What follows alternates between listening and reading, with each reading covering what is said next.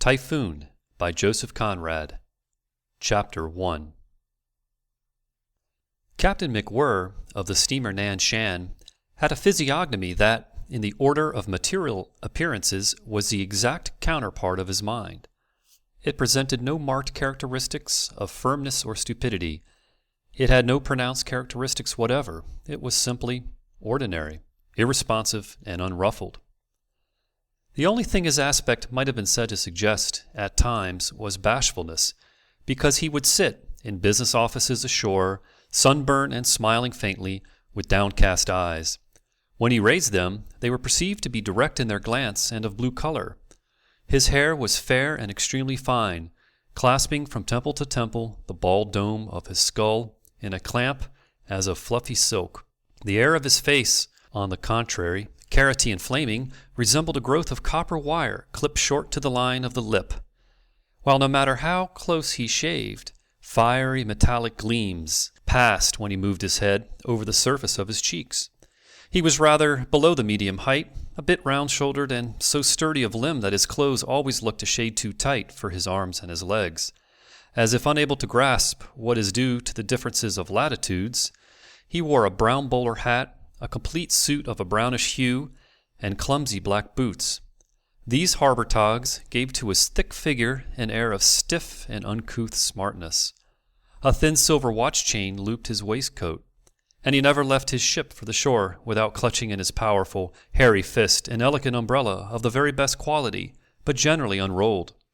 Young Jukes, the chief mate, attending his commander to the gangway, would sometimes venture to say, with the greatest gentleness, "Allow me, sir," and possessing himself of the umbrella deferentially, would elevate the ferrule, shake the folds, twirl a neat furl in a jiffy, and hand it back, going through the performance with a face of such portentous gravity that Mr. Solomon Rout, the chief engineer, smoking his morning cigar over the skylight, would turn away his head in order to hide a smile.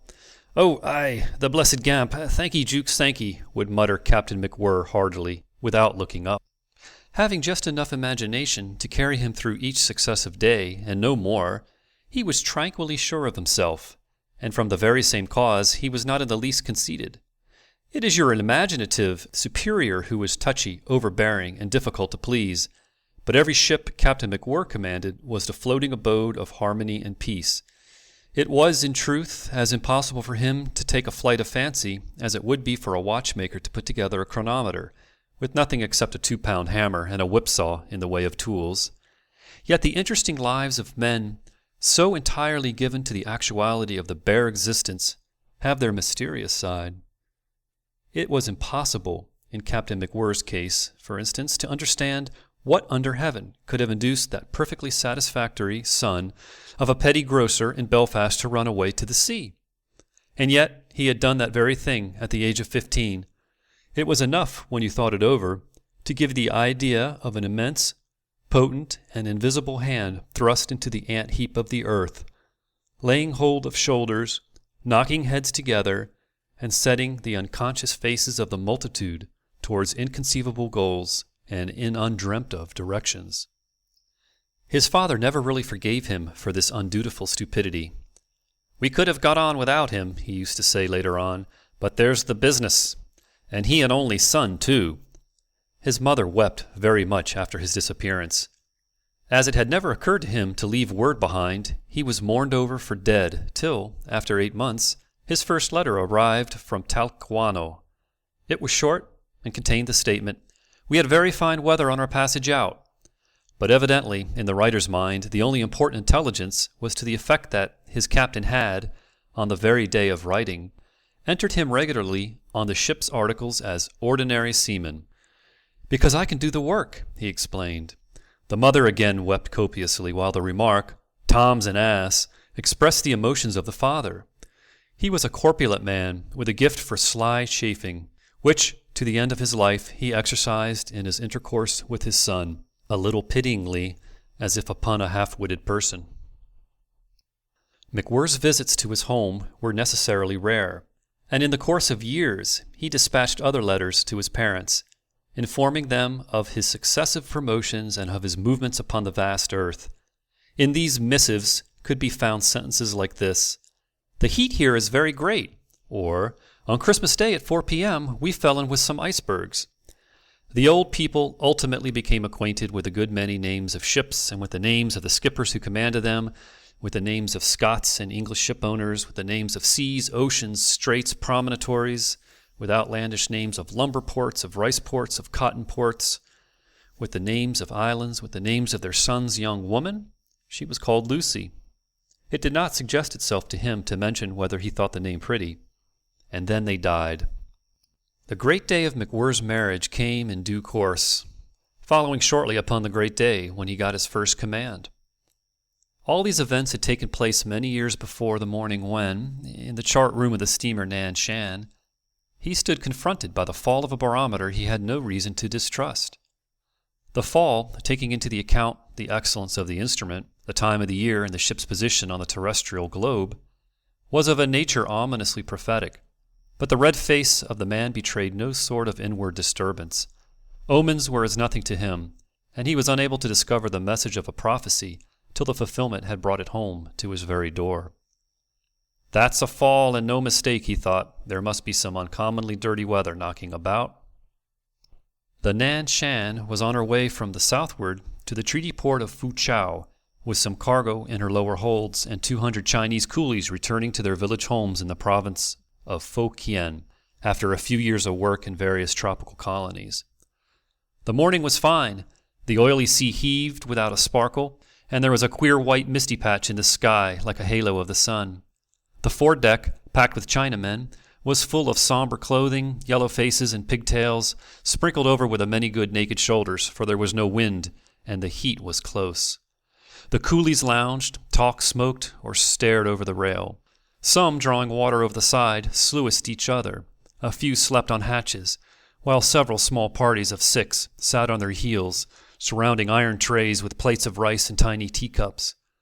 And every single celestial of them was carrying with him all he had in the world, a wooden chest with a ringing lock and brass on the corners, containing the savings of his labors, some clothes of ceremony, sticks of incense, a little opium maybe, bits of nameless rubbish of conventional value, and a small hoard of silver dollars, toiled for in coal lighters, won in gambling houses or in petty trading, grubbed out of earth, sweated out in mines, on railway lines in deadly jungle, under heavy burdens, amassed patiently, guarded with care, cherished fiercely.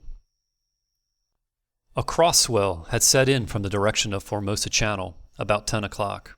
Without disturbing these passengers much, because the Nan Shan, with her flat bottom, rolling chocks on bilges, and great breadth of beam, had the reputation of an exceptionally steady ship in a seaway. Mr. Jukes, in moments of expansion on shore, would proclaim loudly that the old girl was as good as she was pretty. It would never have occurred to Captain McGuire to express his favorable opinion so loud, or in terms so fanciful. She was a good ship, undoubtedly, and not old either. She had been built in Dumbarton less than 3 years before, to the order of a firm of merchants in Siam, Messrs. Sigg and Son. When she lay afloat, finished in every detail, and ready to take up the work of her life, the builders contemplated her with pride. "Sigg has asked us for a reliable skipper to take her out," remarked one of the partners, and the other, after reflecting for a while, said, "I think McGuire is ashore just at present." "Is he? Then wire him at once. He's the very man," declared the senior, without a moment's hesitation. Next morning McGuire stood before them unperturbed, having travelled from London by the midnight express after a sudden but undemonstrative parting with his wife. She was the daughter of a superior couple who had seen better days. "We had better be going together over the ship, Captain," said the senior partner, and the 3 men started to view the perfections of the Nan Shan from stem to stern, and from her keelson to the trucks of her 2 stumpy pole masts. Captain McGuire had begun by taking off his coat, which he hung on the end of a steam windlass, embodying all the latest improvements. "My uncle wrote of you favorably by yesterday's mail to our good friends, Messrs. Sigg, you know, and no doubt they'll continue you out there in command," said the junior partner. "You'll be able to boast of being in charge of the handiest boat of her size on the coast of China, Captain," he added. "Have you? Thank ye," mumbled vaguely McGuire, to whom the view of a distant eventuality could appeal no more than the beauty of a wide landscape to a purblind tourist. And his eyes happening at the moment to be at rest upon the lock of the cabin door, he walked up to it, full of purpose, and began to rattle the handle vigorously, while he observed, in his low, earnest voice, "You can't trust the workmen nowadays. A brand-new lock, and it won't act at all. Stuck fast. See? See?" As soon as they found themselves alone in their office across the yard, "You praised that fellow up to Sig. What is it you see in him?" asked the nephew, with faint contempt. "I admit he has nothing of your fancy skipper about him, if that's what you mean," said the elder man curtly. "Is the foreman of the joiners of the Nan Shan outside? Come in, Bates. How is it that you let Tate's people put us off with a defective lock on that cabin door? The captain could see directly he set eye on it. Have it replaced at once. The little straws, Bates, the little straws." The lock was replaced accordingly, and a few days afterwards, the Nan Shan steamed out to the east, without McGuire having offered any further remark as to her fittings, or having been heard to utter a single word hinting at pride in his ship, gratitude for his appointment, or satisfaction at his prospects. With a temperament neither loquacious nor taciturn, he found very little occasion to talk. There were matters of duty, of course, directions, orders, and so on, but the past being to his mind done with, and the future not there yet, the more general actualities of the day required no comment, because facts can speak for themselves with overwhelming precision. Old Mr. Sig liked a man of few words, and one that, you could be sure, would not try to improve upon his instructions. McGuire, satisfying these requirements, was continued in command of the Nan Shan, and applied himself to the careful navigation of his ship in the China seas. She had come out on a British register, but after some time, Messrs. Sig judged it expedient to transfer her to the Siamese flag. At the news of the contemplated transfer, Jukes grew restless, as if under a sense of personal affront. He went about grumbling to himself and uttering short, scornful laughs. "Fancy having a ridiculous Noah's Ark elephant in the ensign of one's ship," he said once at the engine-room door. "Dash me if I can stand it. I'll throw up the billet. Don't it make you sick, Mr. Rout?" The chief engineer only cleared his throat with the air of a man who knows the value of a good billet. The first morning the new flag floated over the stern of the Nan Shan, Jukes stood looking at it bitterly from the bridge. He struggled with his feelings for a while, and then remarked, "Queer flag for a man to sail under, sir." "What's the matter with the flag?" inquired Captain McGuire. "Seems all right to me." And he walked across to the end of the bridge to have a good look. "Well, it looks queer to me," burst out Jukes, greatly exasperated, and flung off the bridge. Captain McGuire was amazed at these manners. After a while, he stepped quietly into the chart room and opened his International Signal Code book at the plate where the flags of all the nations are correctly figured in gaudy rows. He ran his finger over them, and when he came to Siam, he contemplated with great attention the red field and the white elephant. Nothing could be more simple. But to make sure, he brought the book out on the bridge for the purpose of comparing the color drawing with the real thing at the flagstaff astern. When next Jukes, who was carrying on the duty that day with a sort of suppressed fierceness, happened on the bridge, his commander observed, "There's nothing amiss with the flag." "Isn't there?" mumbled Jukes, falling on his knees before a deck locker and jerking therefrom viciously a spare lead line. "Nope, I looked up the book. Length twice the breadth and the elephant exactly in the middle. I thought the people ashore would know how to make the local flag. Stands to reason. You were wrong, Jukes." "Well, sir," began Jukes, getting up excitedly, "all I can say—" He fumbled for the end of the coil of line with trembling hands.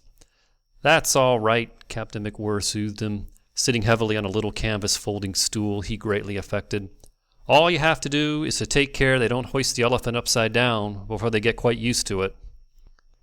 Jukes flung the new lead line over on the foredeck with a loud, "Here you are, bosun, don't forget to wet it thoroughly," and turned with immense resolution towards his commander.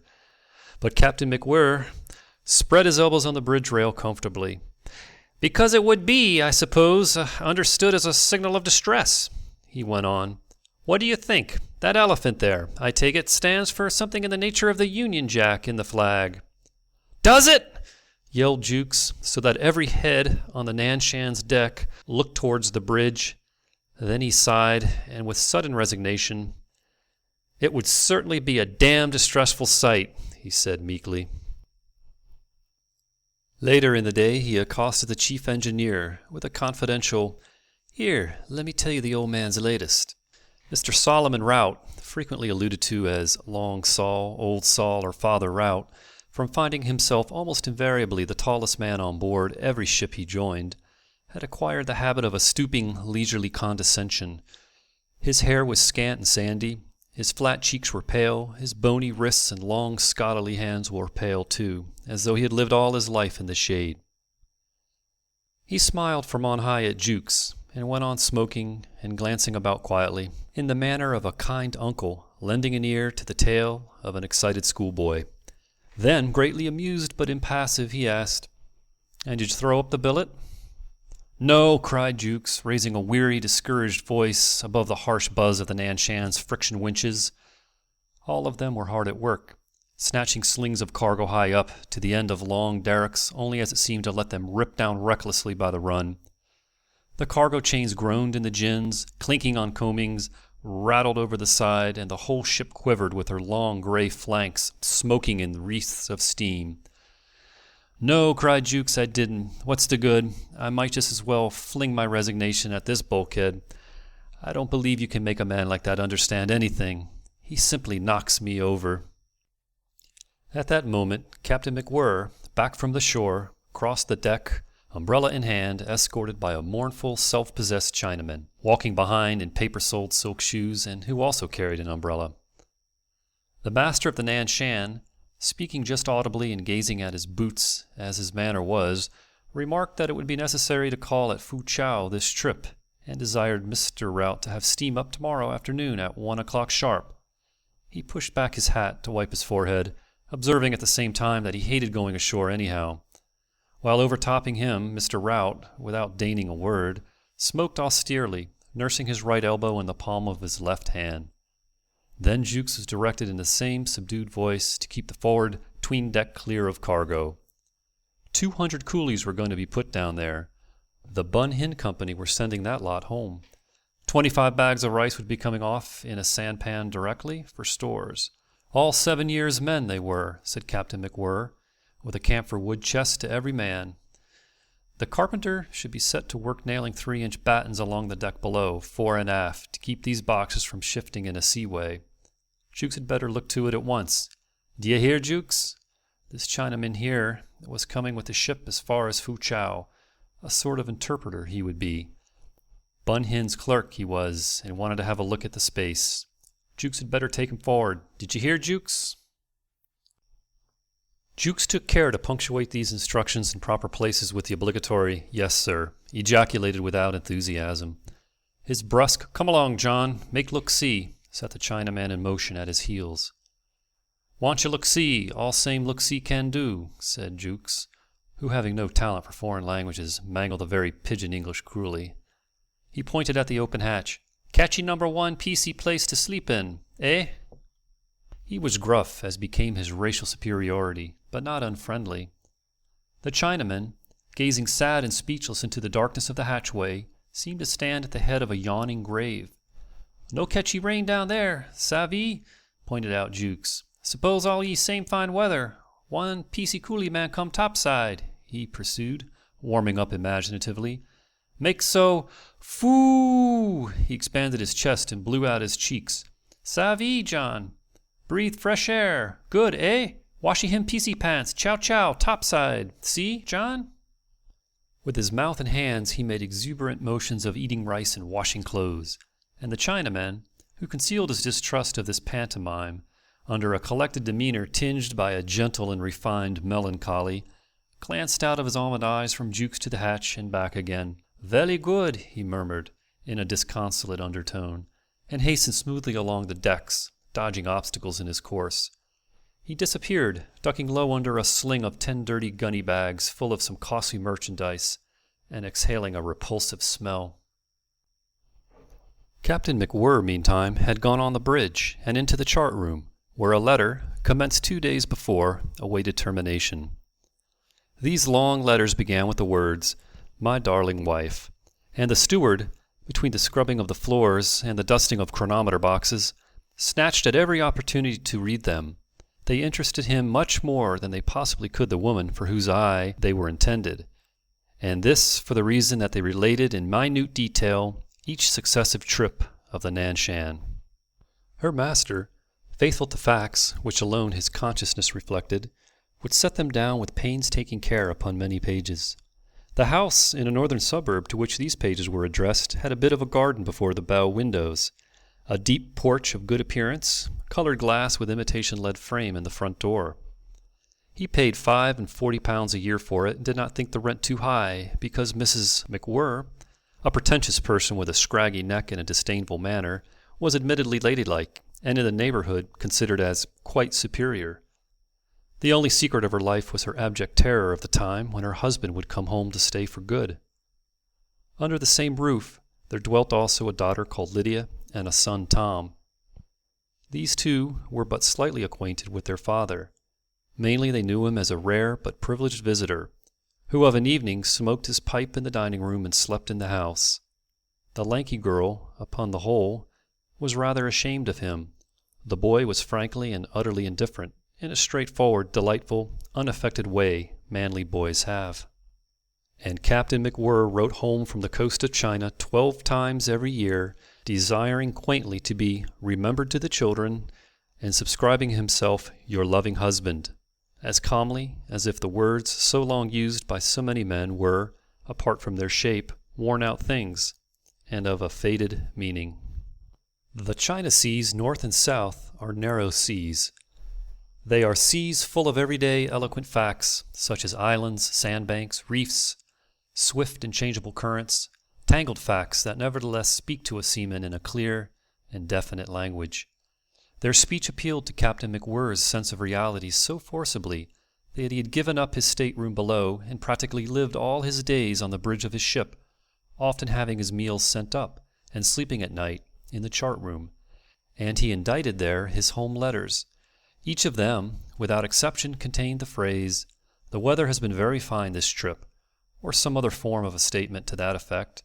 And this statement, too, in its wonderful persistence, was of the same perfect accuracy as all the others they contained. Mr. Rout likewise wrote letters, only no one on board knew exactly how chatty he could be, pen in hand, because the chief engineer had enough imagination to keep his desk locked. His wife relished his style greatly.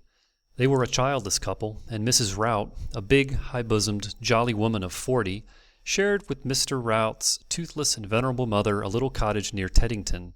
She would run over her correspondence at breakfast with lively eyes and scream out interesting passages in a joyous voice at the deaf old lady, prefacing each extract by the warning shout, "Solomon says!" She had the trick of firing off Solomon's utterances also upon strangers, astonishing them easily by the unfamiliar text and the unexpectedly jocular vein of these quotations. On the day the new curate called for the first time at the cottage, she found occasion to remark, "As Solomon says, the engineers that go down to the sea in ships behold the wonders of sailor nature," when a change in the visitor's countenance made her stop and stare. "Solomon, oh, Mrs. Rout," stuttered the young man, very red in the face. "I must say, I don't—" "He's my husband," she announced in a great shout, throwing herself back in the chair. Perceiving the joke, she laughed immoderately with a handkerchief to her eyes, while she sat wearing a forced smile, and from his inexperience of jolly women, fully persuaded that she must be deplorably insane. They were excellent friends afterwards, for absolving her from irrelevant intention, he came to think she was a very worthy person indeed, and he learned in time to receive without flinching other scraps of Solomon's wisdom. "For my part," Solomon was reported by his wife to have said once, "give me the dullest ass for a skipper before a rogue. There is a way to take a fool, but a rogue is smart and slippery."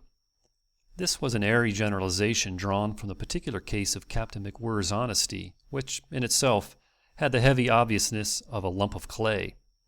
On the other hand, Mr. Jukes, unable to generalize, unmarried, and unengaged, was in the habit of opening his heart after another fashion to an old chum and former shipmate, actually serving as second officer on board an Atlantic liner. First of all, he would insist upon the advantages of the Eastern trade, hinting at its superiority to the Western Ocean service. He extolled the sky, the seas, the ships, and the easy life of the Far East. The Nan Shan, he affirmed, was second to none as a sea-boat. "We have no brass-bound uniforms, but then we are like brothers here," he wrote. "We all mess together and live like fighting cocks.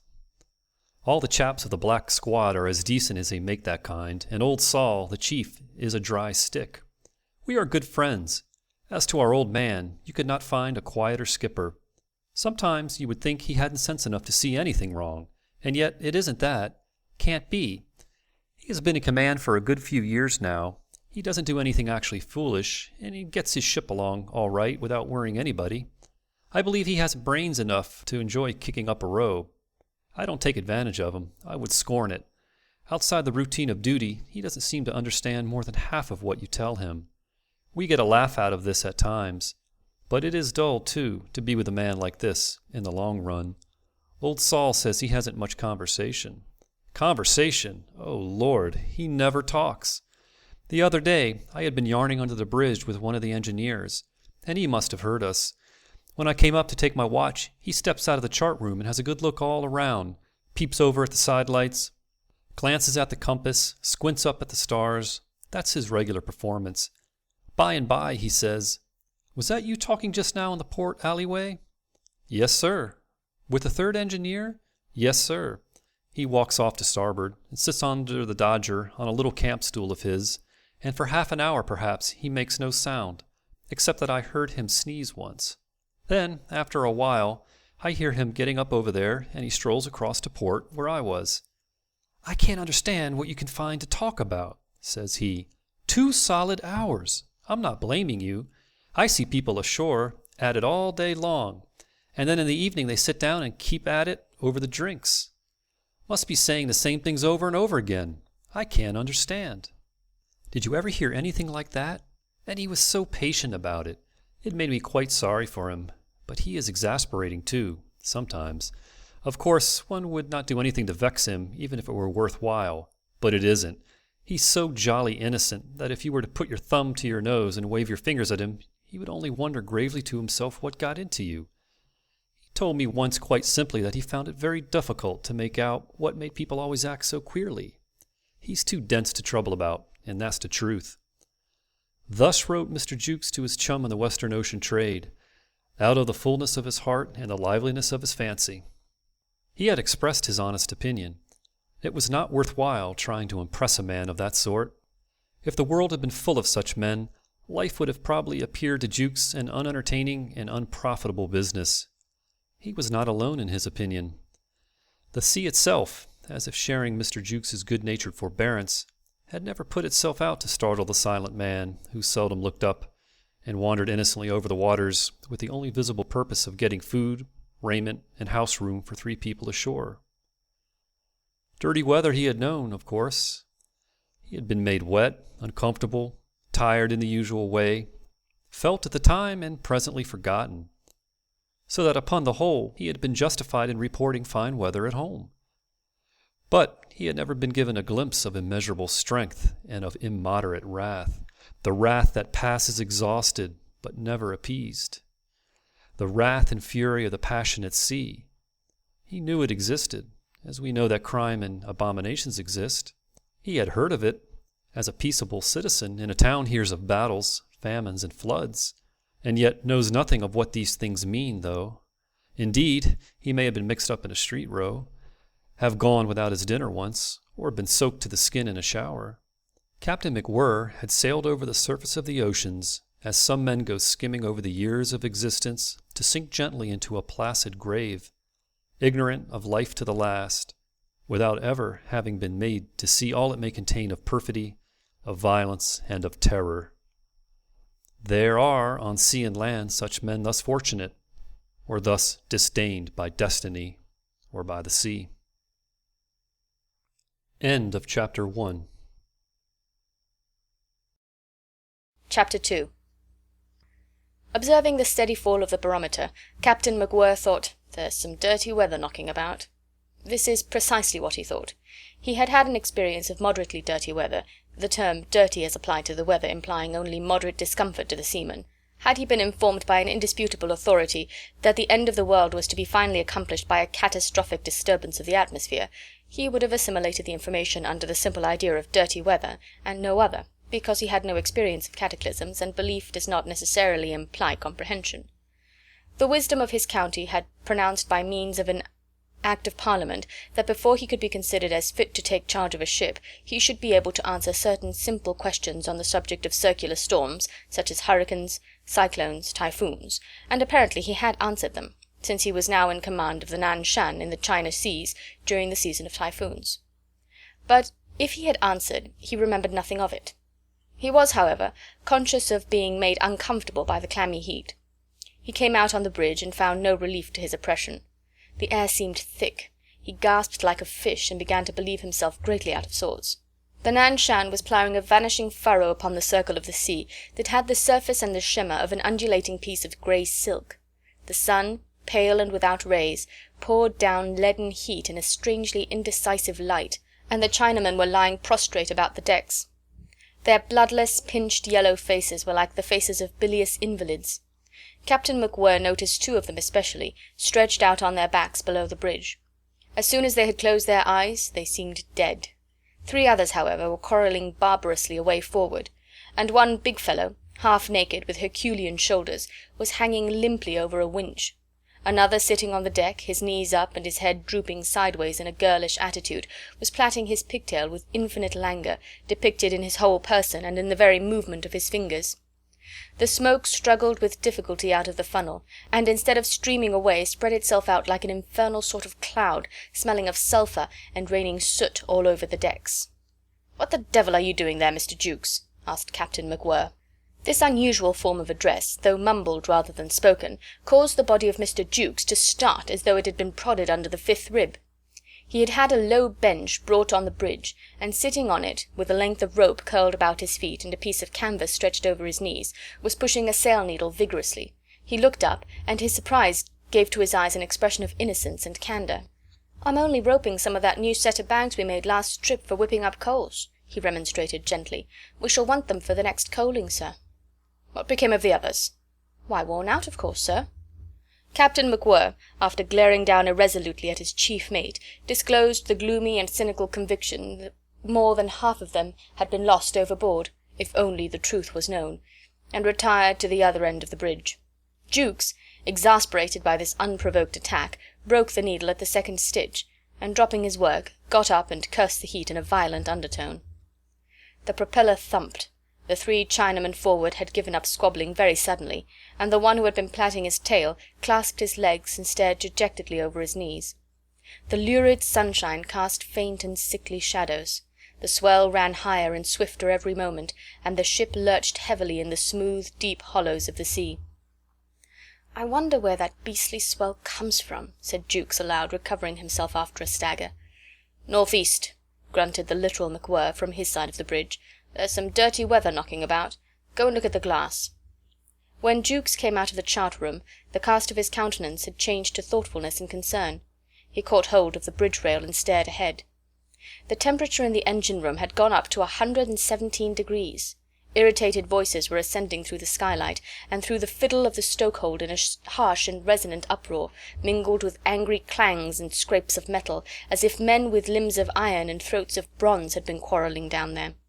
The 2nd engineer was falling foul of the stokers for letting the steam go down. He was a man with arms like a blacksmith, and generally feared, but that afternoon the stokers were answering him back recklessly, and slammed the furnace doors with the fury of despair. Then the noise ceased suddenly, and the 2nd engineer appeared, emerging out of the stokehole streaked with grime and soaking wet like a chimney sweep coming out of a well. As soon as his head was clear of the fiddle, he began to scold Jukes for not trimming properly the stokehold ventilators, and in answer Jukes made with his hands deprecatory soothing signs, meaning, "No wind, can't be helped, you can see for yourself." But the other wouldn't hear reason. His teeth flashed angrily in his dirty face. He didn't mind, he said, the trouble of punching their blanked heads down there, blank his soul, but did the condemned sailors think you could keep steam up in the godforsaken boilers simply by knocking the blanked stokers about? No, by George, you had to get some draught too. May he be everlastingly blanked for a swab-headed deckhand if you didn't. And the chief, too, rampaging before the steam gauge and carrying on like a lunatic up and down the engine-room ever since noon. What did Jukes think he was, stuck up there for, if he couldn't get one of his decayed, good-for-nothing deck cripples to turn the ventilators to the wind? The relations of the engine-room and the deck of the Nan Shan were, as is known, of a brotherly nature. Therefore Jukes leaned over and begged the other in a restrained tone not to make a disgusting ass of himself. The skipper was on the other side of the bridge. But the second declared mutinously that he didn't care a rap who was on the other side of the bridge, and Jukes, passing in a flash from lofty disapproval into a state of exaltation, invited him in unflattering terms to come up and twist the beastly things to please himself, and catch such wind as a donkey of his sort could find. The second rushed up into the fray. He flung himself at the port ventilator as though he meant to tear it out bodily and toss it overboard. All he did was move the cowl round a few inches with an enormous expenditure of force, and seemed spent in the effort. He leaned against the back of the wheelhouse, and Jukes walked up to him. "Oh, heavens!" ejaculated the engineer in a feeble voice. He lifted his eyes to the sky, and then let his glassy stare descend to meet the horizon that, tilting up to an angle of 40 degrees, seemed to hang on a slant for a while, and settle down slowly. "Heavens! Whew! What's up, anyhow?" Jukes, straddling his long legs like a pair of compasses, put on an air of superiority. "We're going to catch it this time," he said. "The barometer is tumbling down like anything, Harry. And you trying to kick up that silly row." The word barometer seemed to revive the second engineer's mad animosity. Collecting afresh all his energies, he directed Jukes in a low and brutal tone to shove the unmentionable instrument down his gory throat. Who cared for his crimson barometer? It was the steam that was going down, and what between the firemen going faint and the chief going silly, it was worse than a dog's life for him. He didn't care a tinker's curse how soon the whole show was blown out of the water. He seemed on the point of having a cry, but after regaining his breath he muttered darkly, "I'll faint them," and dashed off. He stopped upon the fiddle long enough to shake his fist at the unnatural daylight, and dropped into the dark hole with a whoop. When Jukes turned, his eyes fell upon the rounded back and the big red ears of Captain McGuire, who had come across. He did not look at his chief officer, but said at once, "That's a very violent man, that second engineer." "Jolly good second, anyhow," grunted Jukes. "They can't keep up steam," he added rapidly, and made a grab at the rail against the coming lurch. Captain McGuire, unprepared, took a run and brought himself up with a jerk by an awning stanchion. "A profane man," he said obstinately. "If this goes on, I'll have to get rid of him the first chance." "It's the heat," said Jukes. "The weather's awful. It would make a saint swear. Even up here I feel exactly as if I had my head tied up in a woolen blanket." Captain McGuire looked up. "Do you mean to say, Mr. Jukes, you ever had your head tied up in a blanket? What was that for?" "It's a manner of speaking, sir," said Jukes stolidly. "Some of you fellows do go on. What's that about saint swearing? I wish you wouldn't talk so wild. What sort of saint would that be that would swear? No more saint than yourself, I expect. And what's a blanket got to do with it? Or the weather either? The heat does not make me swear, does it? It's filthy bad temper, that's what it is. And what's the good of your talking like this?"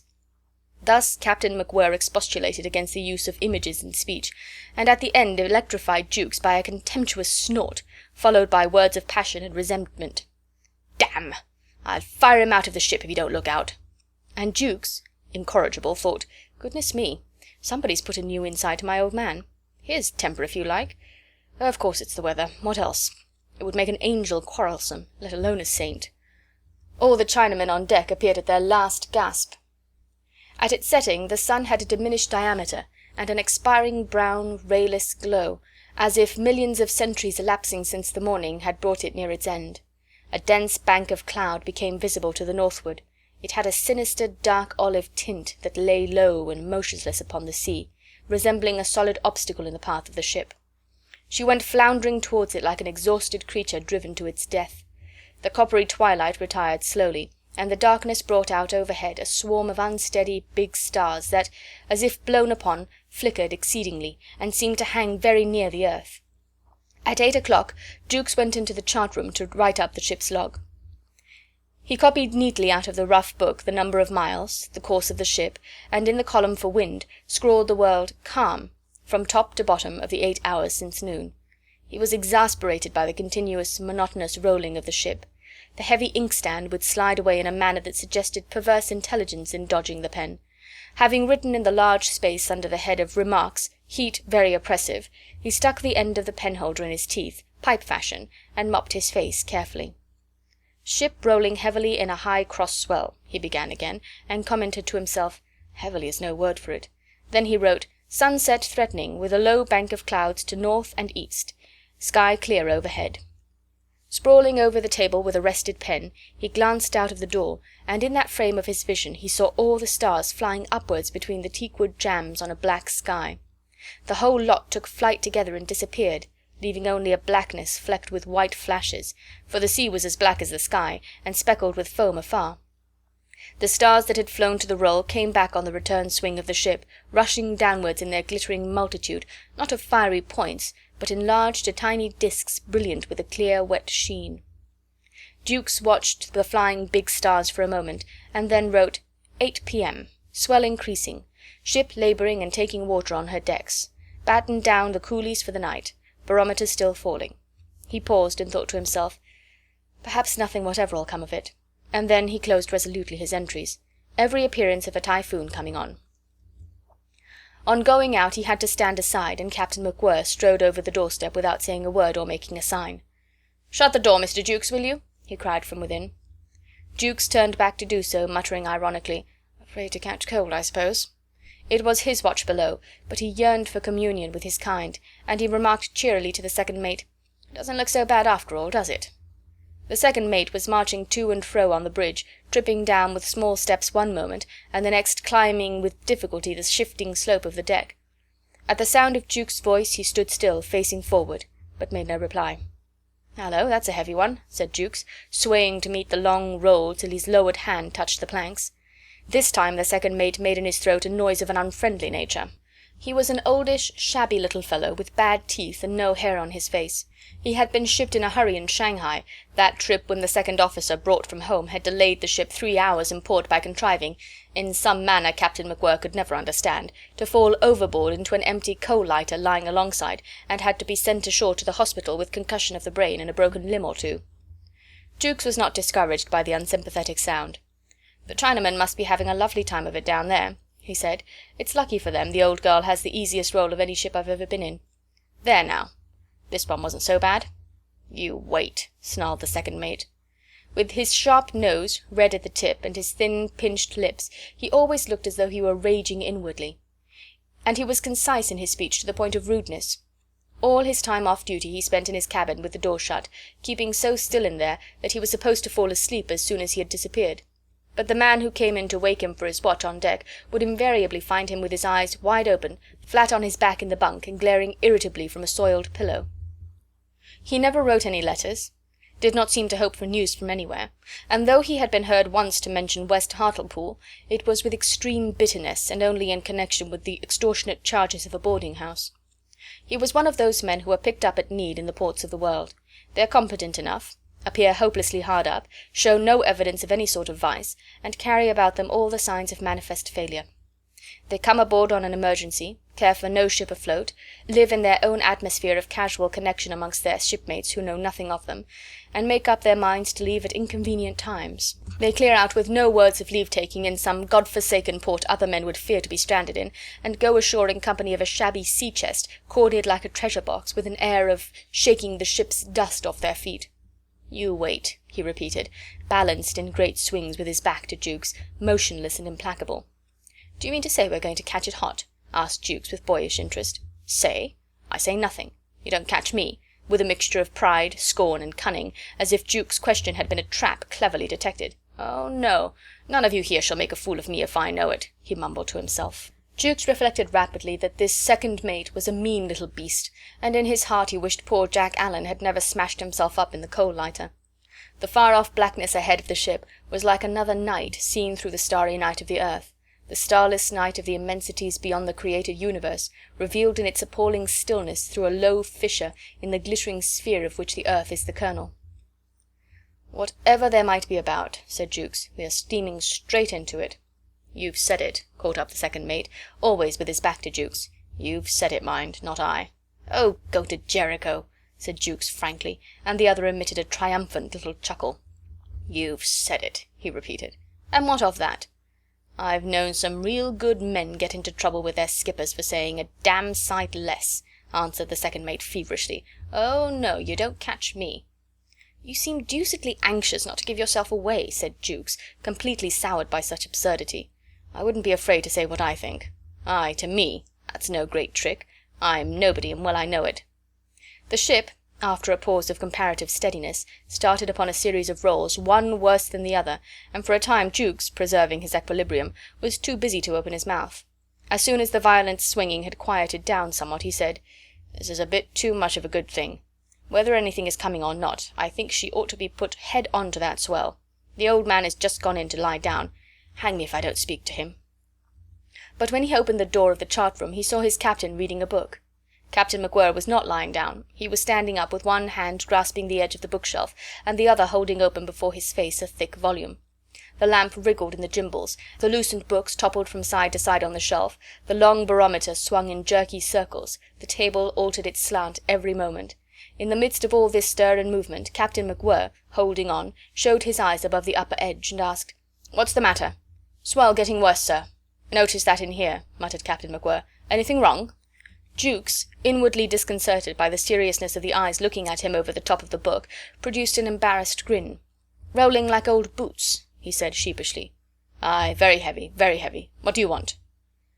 At this Jukes lost his footing and began to flounder. "I was thinking of our passengers," he said, in the manner of a man clutching at a straw. "Passengers?" wondered the captain gravely. "What passengers?" "Why, the Chinamen, sir," explained Jukes, very sick of this conversation. "The Chinamen! Why don't you speak plainly? Couldn't tell what you meant. Never heard a lot of coolies spoken of as passengers before. Passengers indeed! What's come to you?" Captain McGuire, closing the book on his forefinger, lowered his arm and looked completely mystified. "Why are you thinking of the Chinamen, Mr. Jukes?" he inquired. Jukes took a plunge, like a man driven to it. "She's rolling her decks full of water, sir. Thought you might put her head on, perhaps, for a while. Till this goes down a bit. Very soon, I dare say. Head to the eastward. I never knew a ship roll like this." He held on in the doorway, and Captain McGuire, feeling his grip on the shelf inadequate, made up his mind to let go in a hurry, and fell heavily on the couch. "Head to the eastward," he said, struggling to sit up. "That's more than 4 points off her course." "Yes, sir, 50 degrees. Would just bring her head far enough round to meet this—" Captain McGuire was now sitting up. He had not dropped the book, and he had not lost his place. "To the eastward?" he repeated with dawning astonishment. "To the— Where do you think we're bound to? You want me to haul a full-powered steamship 4 points off her course to make the Chinamen comfortable? Now, I've heard more than enough of mad things done in the world, but this— If I didn't know you, Jukes, I would think you were in liquor. Steer 4 points off, and what afterwards? Steer 4 points over the other way, I suppose, to make the course good. What put it into your head that I would start to tack a steamer as if she were a sailing ship?" "Jolly good thing she isn't," threw in Jukes with bitter readiness. "She would have rolled every blessed stick out of her this afternoon." "Aye, and you would just have had to stand and see them go," said Captain McGuire, showing a certain animation. "It's a dead calm, isn't it?" "It is, sir. But there's something out of the common coming, for sure." "Maybe. I suppose you have a notion I should be getting out of the way of that dirt," said Captain McGuire, speaking with the utmost simplicity of manner and tone, and fixing the oilcloth on the floor with a heavy stare. Thus he noticed neither Jukes' discomfiture nor the mixture of vexation and astonished respect on his face. "Now, here's this book," he continued with deliberation, slapping his thigh with the closed volume. "I've been reading the chapter on the storms there." This was true. He had been reading the chapter on the storms. When he had entered the chart room it was with no intention of taking the book down. Some influence in the air, the same influence probably that caused the steward to bring without orders the captain's sea boots and oilskin coat up to the chart room, had as it were guided his hand to the shelf, and without taking the time to sit down he had waded with a conscious effort into the terminology of the subject. He lost himself amongst advancing semicircles, left and right-hand quadrants, the curves of the tracks, the probable bearing of the centre, the shifts of the wind, and the readings of the barometer.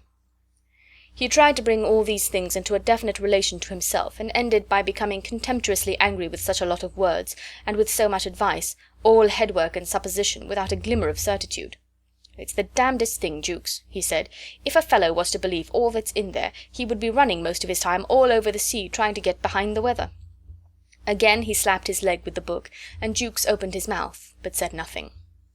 "Running to get behind the weather. Do you understand that, Mr. Jukes? It's the maddest thing," ejaculated Captain McGuire, with pauses, gazing at the floor profoundly.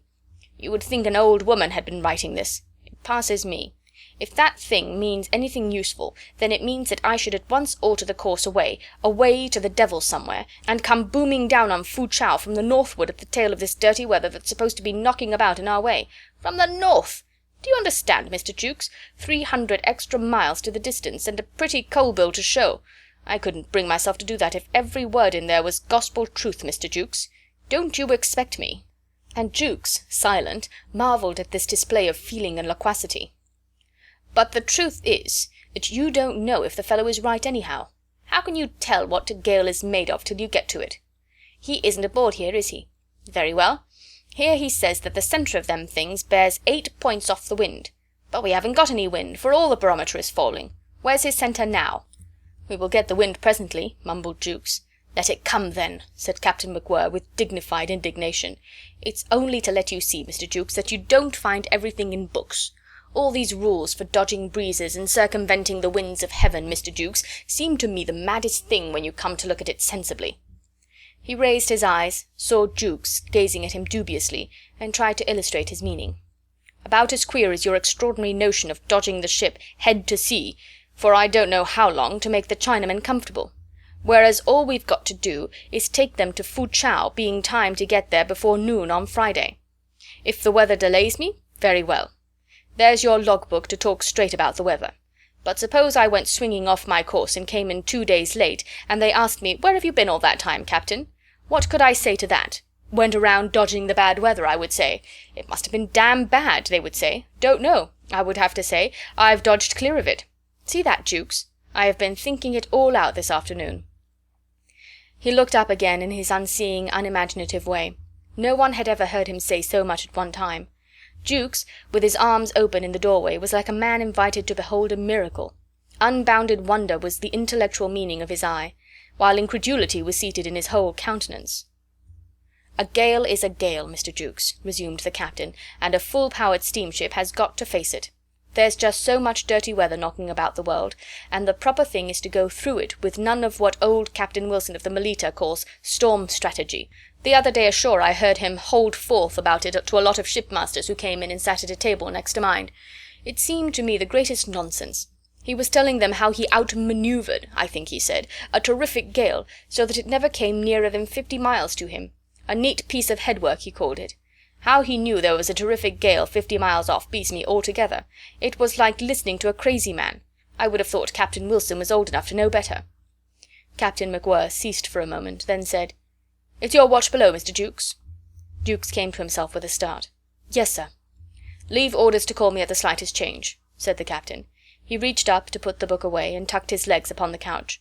"Shut the door so that it won't fly open, will you? I can't stand a door banging. They've put a lot of rubbishy locks into this ship, I must say." Captain McGuire closed his eyes. He did so to rest himself. He was tired, and he experienced that state of mental vacuity which comes at the end of an exhaustive discussion that has liberated some belief matured in the course of meditative years. He had indeed been making his confession of faith, had he only known it, and its effect was to make Jukes and the other side of the door stand scratching his head for a good while. Captain McGuire opened his eyes. He thought he must have been asleep. What was that loud noise? Wind? Why had he not been called? The lamp wriggled in its gimbals. The barometer swung in circles, the table altered its slant every moment. A pair of limp sea-boots with collapsed tops went sliding past the couch. He put out his hand instantly and captured one. Jukes' face appeared in a crack of the door. Only his face, very red, with staring eyes. The flame of the lamp leaped, a piece of paper flew up, a rush of air enveloped Captain McGuire. Beginning to draw on the boot, he directed an expectant gaze at Jukes' swollen, excited features. "Come on like this!" shouted Jukes. "5 minutes ago! All of a sudden!" The head disappeared with a bang, and a heavy splash and patter of drops swept past the closed door as if a pailful of melted lead had been flung against the house.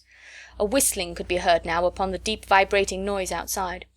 The stuffy chart-room seemed as full of draughts as a shed. Captain McGuire collared the other sea-boot on its violent passage along the floor. He was not flustered, but he could not find at once the opening for inserting his foot. The shoes he had flung off were scurrying from end to end of the cabin, gambolling playfully over each other like puppies.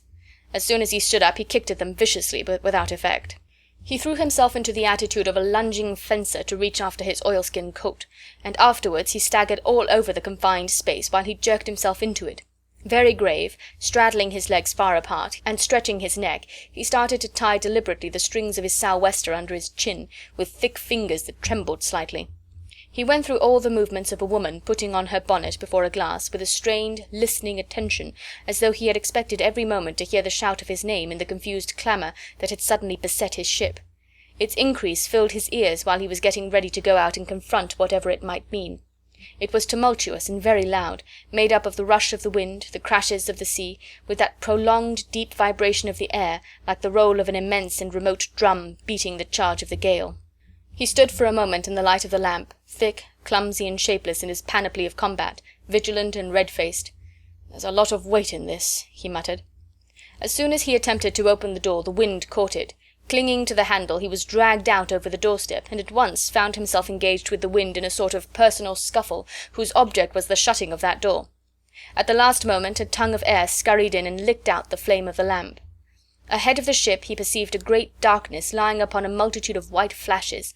On the starboard beam a few amazing stars drooped dim and fitful above an immense waste of broken seas, as if seen through a mad drift of smoke. On the bridge a knot of men, indistinct and toiling, were making great efforts in the light of the wheelhouse windows that shone mistily on their heads and backs. Suddenly darkness closed upon one pane, then on another. The voices of the lost group reached him after the manner of men's voices in a gale, in shreds and fragments of forlorn shouting snatched past the ear. All at once Jukes appeared at his side, yelling, with his head down, "Watch! Put in wheelhouse shutters! Glass! Afraid! Blow in!" Jukes heard his commander upbraiding, "This! Come! Anything! Warning! Call me!" He tried to explain, with the uproar pressing on his lips. "Light air! Remained! Bridge! Sudden! North-east! Could turn! Thought you sure here!" They had gained the shelter of the weathercloth, and could converse with raised voices, as people quarrel. "I got the hands along to cover up all the ventilators. Good job I had remained on deck. I didn't think you would be asleep, and so—" "What did you say, sir? What?" "Nothing," cried Captain McGuire. "I said all right." "By all the powers, we've got it this time," observed Jukes in a howl. "You haven't altered her course?" inquired Captain McGuire, straining his voice. "No, sir, certainly not. Wind came out right ahead, and here comes the head sea."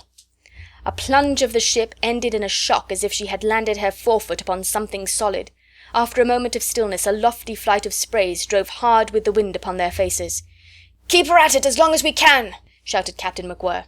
Before Jukes had squeezed the salt water out of his eyes, all the stars had disappeared. End of chapter 2. Chapter 3. Jukes was as ready a man as any half-dozen young mates that may be caught by casting a net upon the waters. And though he had been somewhat taken aback by the startling viciousness of the first squall, he had pulled himself together on the instant, had called out the hands, and had rushed them along to secure such openings about the deck as had not been already battened down earlier in the evening. Shouting in his fresh stentorian voice, "Jump, boys, and bear a hand," he led in the work, telling himself the while that he had "just expected this."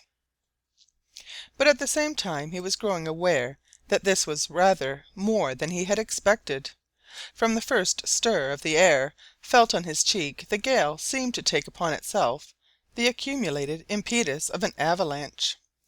Heavy sprays enveloped the Nan-Shan from stem to stern, and instantly, in the midst of her regular rolling, she began to jerk and plunge as though she had gone mad with fright.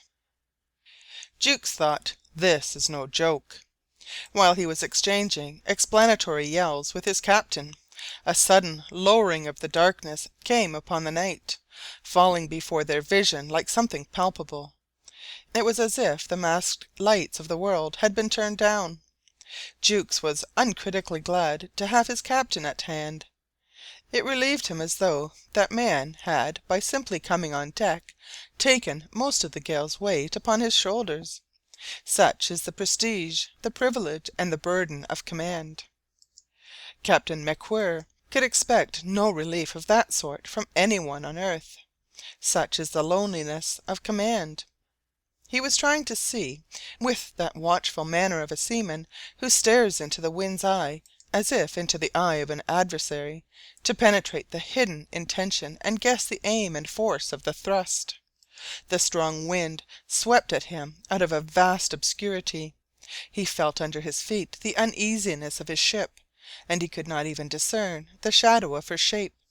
He wished it were not so, and very still he waited, feeling stricken by a blind man's helplessness. To be silent was natural to him, dark or shine. Jukes, at his elbow, made himself heard, yelling cheerily in the gusts. "We must have got the worst of it at once, sir." A faint burst of lightning quivered all around, as if flashed into a cavern, into a black and secret chamber of the sea, with a floor of foaming crests. It unveiled for a sinister, fluttering moment a ragged mass of clouds hanging low, the lurch of the long outlines of the ship, the black figures of men caught on the bridge, heads forward as if petrified in the act of butting. The darkness palpitated down upon all this, and then the real thing came at last. It was something formidable and swift, like the sudden smashing of a vial of wrath. It seemed to explode all round the ship with an overpowering concussion and a rush of great waters, as if an immense dam had been blown up to windward. In an instant the men lost touch of each other. This is the disintegrating power of a great wind. It isolates one from one's kind. An earthquake, a landslip, an avalanche, overtake a man incidentally, as it were, without passion. A furious gale attacks him like a personal enemy, tries to grasp his limbs, fastens upon his mind, seems to rout his very spirit out of him. Juke was driven away from his commander. He fancied himself whirled a great distance through the air. Everything disappeared, even, for a moment, his power of thinking. But his hand had found one of the rail stanchions. His distress was by no means alleviated by an inclination to disbelieve the reality of this experience. Though young, he had seen some bad weather, and had never doubted his ability to imagine the worst. But this was so much beyond his powers of fancy that it appeared incompatible with the existence of any ship whatever. He would have been incredulous about himself in the same way, perhaps, had he not been so harassed by the necessity of exerting a wrestling effort against a force trying to tear him away from his hold. Moreover, the conviction of not being utterly destroyed returned to him through the sensations of being half drowned, bestially shaking, and partly choked. It seemed to him he remained there precariously alone with the stanchion for a long, long time. The rain poured on him, flowed, drove in sheets. He breathed in gasps, and sometimes the water he swallowed was fresh and sometimes it was salt. For the most part he kept his eyes shut tight, as if suspecting his sight might be destroyed in the immense flurry of the elements. When he ventured to blink hastily, he derived some moral support from the green gleam of the starboard light shining feebly upon the flight of rain and sprays. He was actually looking at it when its rays fell upon the uprearing sea, which put it out. He saw the head of the wave topple over, adding the might of its crash to the tremendous uproar raging around him, and almost at the same instant the stanchion was wrenched away from his embracing arms. After a crushing thump on his back, he found himself suddenly afloat and borne upwards. His first irresistible notion was that the whole China Sea had climbed on the bridge. Then, more sanely, he concluded himself gone overboard. All the time he was being tossed, flung, and rolled in great volumes of water. He kept on repeating mentally, with the utmost precipitation, the words, "My God, my God, my God, my God!" All at once, in a revolt of misery and despair, he formed the crazy resolution to get out of that, and he began to thresh about with his arms and legs. But as soon as he commenced his wretched struggles, he discovered that he had become somehow mixed up with a face an oilskin coat, somebody's boots. He clawed ferociously, all these things in turn, lost them and found them again, lost them once more, and finally was himself caught in the firm clasp of a pair of stout arms. He returned the embrace closely round a thick, solid body. He had found his captain. They tumbled over and over, tightening their hug. Suddenly the water let them down with a brutal bang, and stranded against the side of the wheelhouse, out of breath and bruised, they were left to stagger up in the wind and hold on where they could. Jukes came out of it rather horrified, as though he had escaped some unparalleled outrage directed at his feelings. It weakened his faith in himself. He started shouting aimlessly to the man he could feel near him in that fiendish blackness. "Is it you, sir? Is it you, sir?" till his temples seemed ready to burst, and he heard in answer a voice as if crying far away, as if screaming to him fretfully from a great distance, the one word, "Yes." Other seas swept again over the bridge. He received them defencelessly, right over his bare head, with both his hands engaged in holding. The motion of the ship was extravagant. Her lurches had an appalling helplessness. She pitched as if taking a header into a void, and seemed to find a wall to hit every time. When she rolled, she fell on her side headlong, and she would be righted back by such a demolishing blow that Jukes felt her reeling as a clubbed man reels before he collapses.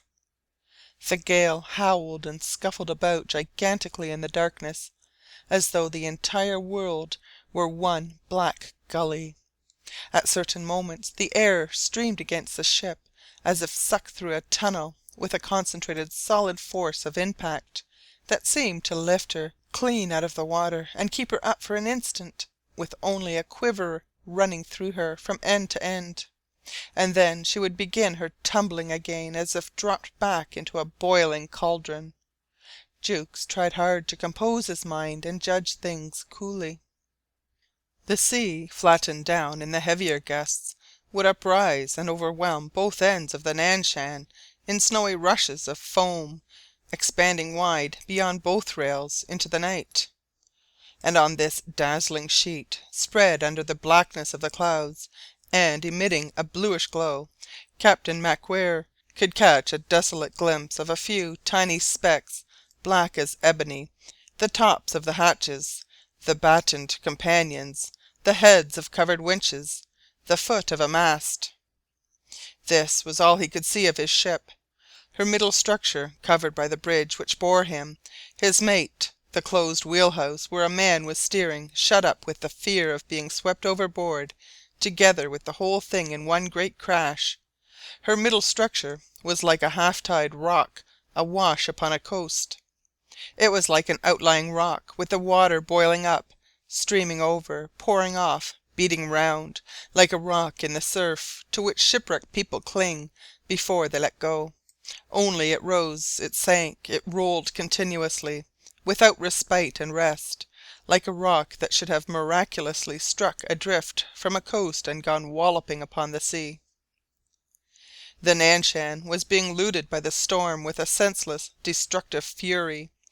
Trysails torn out of the extra gaskets, double-lashed awnings blown away, bridge swept clean, weathercloths burst, rails twisted, light screens smashed, and 2 of the boats had gone already.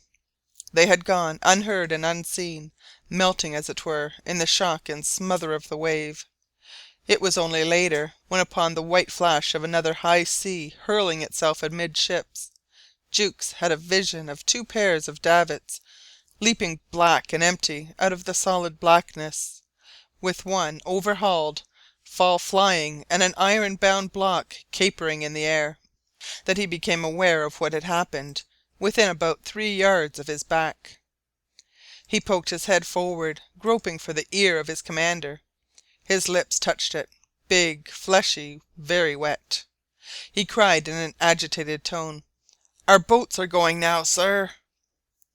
And again he heard that voice, forced and ringing feebly, but with a penetrating effect of quietness in the enormous discord of noises, as if sent out from some remote spot of peace beyond the black wastes of the gale.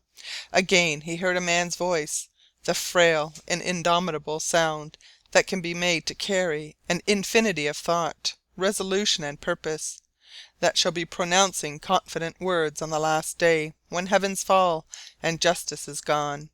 Again he heard it, and it was crying to him, as if from very, very far, "All right!" He thought he had not managed to make himself understood. "Our boats, I say, boats! The boats, sir! 2 gone!" The same voice within a foot of him, and yet so remote, yelled sensibly, "Can't be helped!" Captain MacWhirr had never turned his face, but Jukes caught some more words on the wind. "What can expect when hammering through such bound to leave something behind. Stands to reason." Watchfully Jukes listened for more. No more came. This was all Captain MacWhirr had to say, and Jukes could picture to himself, rather than see the broad squat back before him. An impenetrable obscurity pressed down upon the ghostly glimmers of the sea. A dull conviction seized upon Jukes that there was nothing to be done. If the steering gear did not give way, if the immense volumes of water did not burst the deck in or smash one of the hatches, if the engines did not give up, if way could be kept on the ship against this terrific wind, and she did not bury herself in one of these awful seas, of those white crests alone, topping high over her bows, he could now and then get a sickening glimpse, then there was a chance of her coming out of it. Something within him seemed to turn over, bringing uppermost the feeling that the Nan-Shan was lost. "She's done for," he said to himself with a surprising mental agitation, as though he had discovered an unexpected meaning in this thought. One of these things was bound to happen. Nothing could be prevented now, and nothing could be remedied. The men on board did not count, and the ship could not last. This weather was too impossible. Jukes felt an arm thrown heavily over his shoulders, and to this overture he responded with great intelligence by catching hold of his captain round the waist. They stood clasped thus in the blind night, bracing each other against the wind, cheek to cheek and lip to ear, in the manner of two hulks lashed stem to stern together. And Jukes heard the voice of his commander, hardly any louder than before, but nearer, as though starting to march athwart the prodigious rush of the hurricane. It had approached him, bearing that strange effect of quietness, like the serene glow of a halo. "D'ye know where the hand's got to?" it asked, vigorous and evanescent at the same time, overcoming the strength of the wind, and swept away from Jukes instantly. Jukes didn't know. They were all on the bridge when the real force of the hurricane struck the ship. He had no idea where they had crawled to. Under the circumstances they were nowhere, for all the use that could be made of them. Somehow the captain's wish to know distressed Jukes. "Want the hands, sir?" he cried apprehensively. "Ought to know," asserted Captain MacWhirr. "Hold hard." They held hard. An outburst of unchained fury, a vicious rush of the wind, absolutely steadied the ship. She rocked only, quick and light like a child's cradle, for a terrific moment of suspense, while the whole atmosphere, as it seemed, streamed furiously past her, roaring away from the tenebrous earth. It suffocated them, and with eyes shut they tightened their grasp. What, from the magnitude of the shock, might have been a column of water running upright in the dark, butted against the ship, broke short and fell on her bridge, crushingly from on high, with a dead burying weight. A flying fragment of that collapse, a mere splash, enveloped them in one swirl from their feet over their heads, filling violently their ears, mouths, and nostrils with salt water. It knocked out their legs, wrenched in haste at their arms, seized a way swiftly under their chins, and opening their eyes they saw the piled up masses of foam dashing to and fro amongst what looked like the fragments of a ship. She had given way, as if driven straight in. Their panting hearts yielded, too, before the tremendous blow. And all at once she sprang up again, to her desperate plunging, as if trying to scramble out from under the ruins. The seas in the dark seemed to rush from all sides to keep her back where she might perish. There was hate in the way she was handled, and a ferocity in the blows that fell. She was like a living creature thrown to the rage of a mob, hustled terribly, struck at, borne up, flung down, leapt upon. Captain McGuire and Jukes kept hold of each other, deafened by the noise, gagged by the wind, and the great physical tumult beating upon their bodies brought, like an unbridled display of passion, a profound trouble to their souls. One of those wild and appalling shrieks that are heard at times passing mysteriously overhead in the steady roar of a hurricane swooped, as if borne on wings, upon the ship, and Jukes tried to outscream it. "Will she live through this?" The cry was wrenched out of his breast, and it was as unintentional as the birth of a thought in the head, and he heard nothing of it himself. It all became extinct at once, thought, intention, effort, and of his cry the inaudible vibration added to the tempest waves of the air. He expected nothing from it, nothing at all, for indeed what answer could be made? But after a while he heard with amazement the frail and resisting voice in his ear, the dwarf sound unconquered in the giant tumult. "She may." It was a dull yell, more difficult to seize than a whisper, and presently the voice returned again, half submerged in the vast crashes, like a ship battling against the waves of an ocean. "Let's hope so," it cried, small, lonely, and unmoved, a stranger to the visions of hope or fear, and it flickered into disconnected words. "Ship. This. Never. Anyhow. For the best." Jukes gave it up. Then, as if it had come suddenly upon the one thing fitted to withstand the power of a storm, it seemed to gain force and firmness for the last broken shouts. "Keep on hammering, builders, good men! And chance it, engines, rout, good men!" Captain McGuire removed his arm from Jukes' shoulders, and thereby ceased to exist for his mate, so dark it was. Jukes, after a tense stiffening of every muscle, would let himself go limp all over. The gnawing of profound discomfort existed side by side with an incredible disposition to somnolence, as though he had been buffeted and worried into drowsiness. The wind would get hold of his head and try to shake it off his shoulders. His clothes, full of water, were as heavy as lead, cold and dripping like an armour of melting ice. He shivered. It lasted a long time, and with his hands closed hard on his hold, he was letting himself sink slowly into the depth of bodily misery. His mind became concentrated upon himself in an aimless, idle way, and when something pushed lightly at the back of his knees, he nearly, as the saying is, jumped out of his skin. In the start forward he bumped the back of Captain McGuire, who didn't move, and then a hand gripped his thigh. A lull had come, a menacing lull of the wind, the holding of a stormy breath, and he felt himself pawed all over. It was the boatswain. Jukes recognized these hands, so thick and enormous that they seemed to belong to some new species of man. The boatswain had arrived on the bridge, crawling on all fours against the wind, and had found the chief mate's legs with the top of his head. Immediately he crouched and began to explore Jukes' person upwards with prudent, apologetic touches, as became an inferior. He was an ill-favoured, undersized, gruff sailor of 50, coarsely hairy, short-legged, long-armed, resembling an elderly ape. His strength was immense, and in his great lumpy paws, bulging like brown boxing gloves on the end of furry forearms, the heaviest objects were handled like playthings. Apart from the grizzled pelt on his chest, The menacing demeanour and the hoarse voice, he had none of the classical attributes of his rating. His good nature almost amounted to imbecility.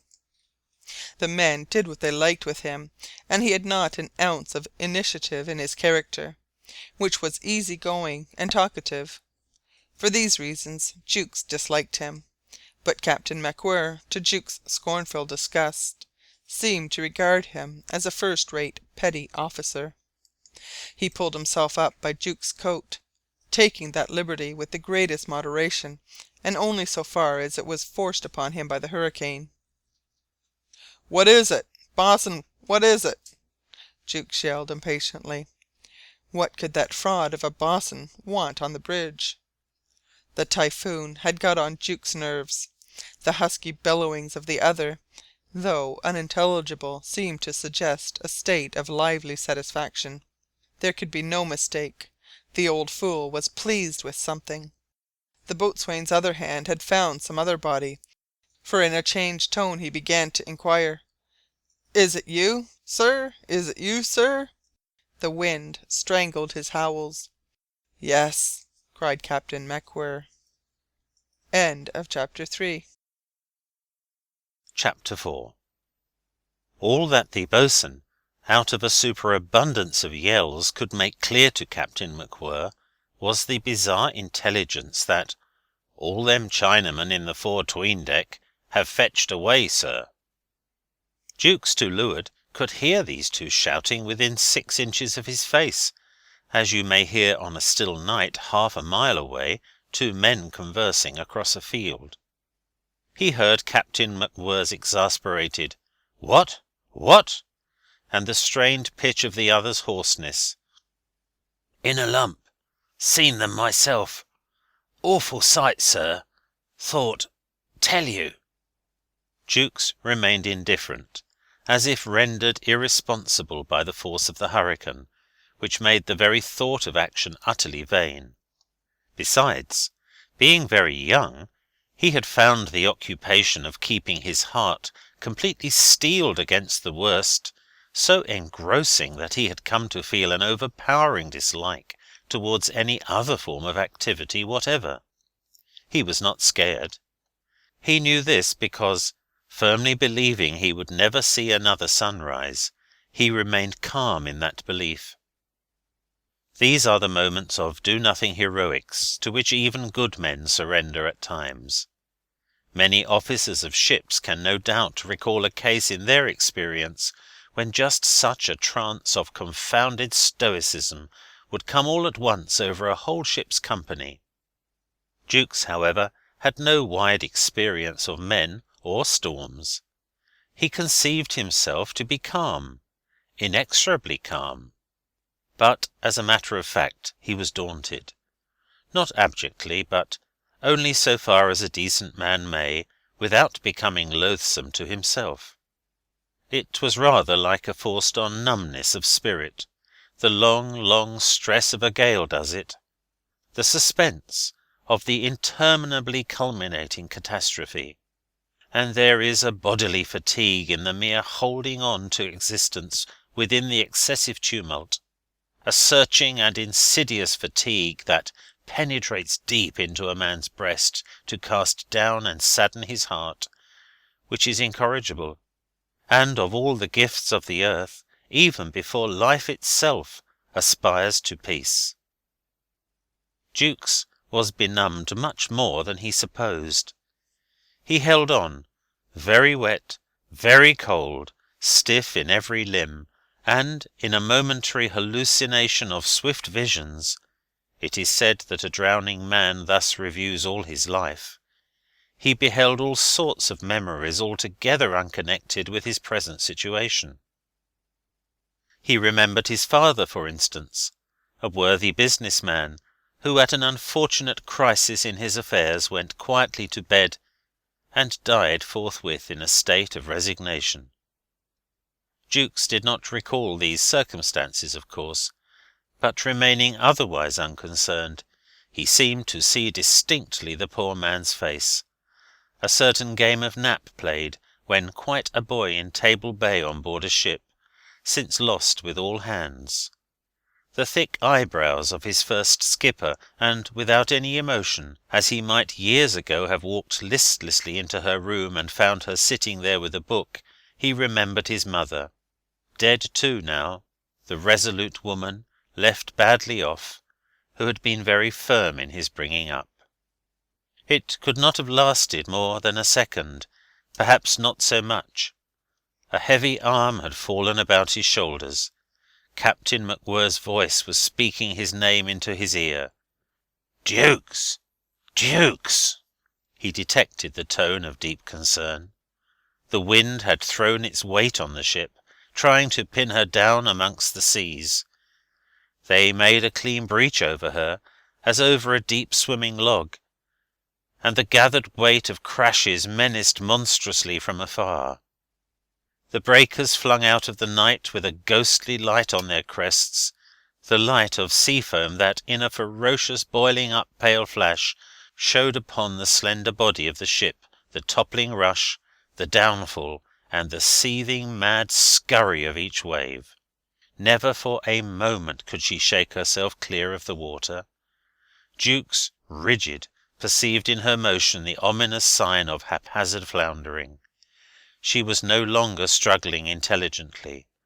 It was the beginning of the end, and the note of busy concern in Captain MacWhirr's voice sickened him like an exhibition of blind and pernicious folly. The spell of the storm had fallen upon Jukes. He was penetrated by it, absorbed by it, he was rooted in it with a rigour of dumb attention. Captain MacWhirr persisted in his cries, but the wind got between them like a solid wedge. He hung round Jukes' neck as heavy as a millstone, and suddenly the sides of their heads knocked together. "Jukes! Mr. Jukes! I say!" He had to answer that voice that would not be silenced. He answered in the customary manner, "Yes, sir." And directly his heart, corrupted by the storm that breeds a craving for peace, rebelled against the tyranny of training and command. Captain MacWhirr had his mate's head fixed firm in the crook of his elbow, and pressed it to his yelling lips mysteriously. Sometimes Jukes would break in, admonishing hastily, "Look out, sir!" or Captain MacWhirr would bawl an earnest exhortation to "Hold hard there!" and the whole black universe seemed to reel together with the ship. They paused. She floated yet, and Captain MacWhirr would resume his shouts. "Says, whole lot fetched away. Ought to see. What's the matter?" Directly the full force of the hurricane had struck the ship, every part of her deck became untenable, and the sailors, dazed and dismayed, took shelter in the port alleyway under the bridge. It had a door aft, which they shut.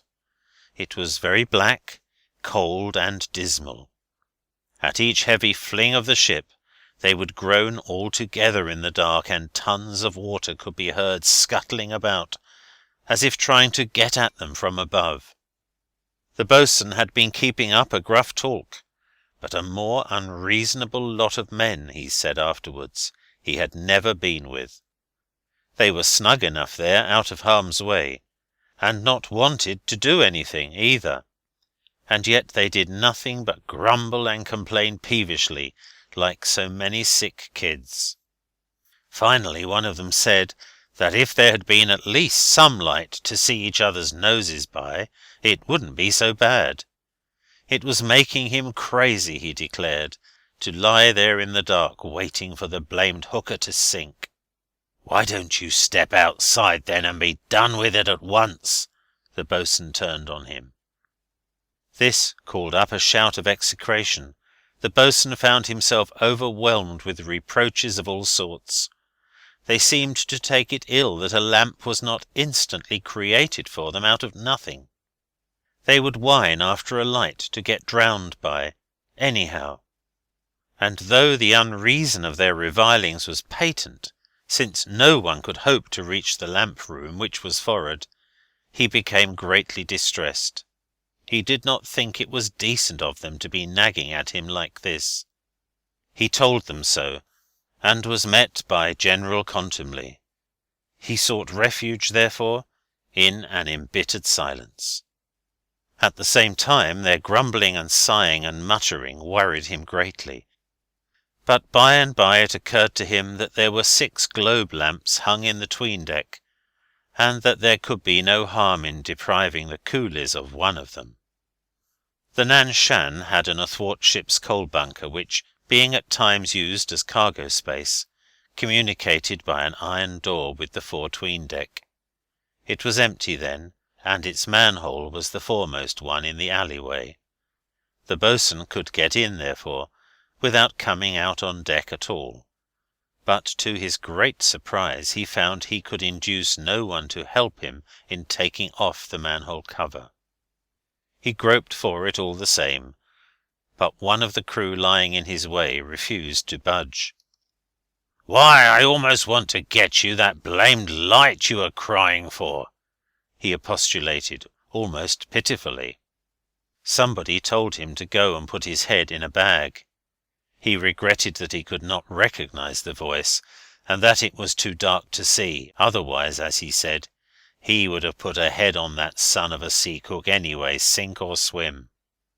Nevertheless, he had made up his mind to show them he could get a light, if he were to die for it. Through the violence of the ship's rolling, every movement was dangerous. To be lying down seemed labour enough. He nearly broke his neck dropping into the bunker. He fell on his back, and was sent shooting helplessly from side to side, in the dangerous company of a heavy iron bar, a coal trimmer's slice probably, left down there by somebody. The thing made him as nervous as though it had been a wild beast. He could not see it, the inside of the bunker coated with coal dust being perfectly and impenetrably black. But he heard it, sliding and clattering and striking here and there, always in the neighbourhood of his head.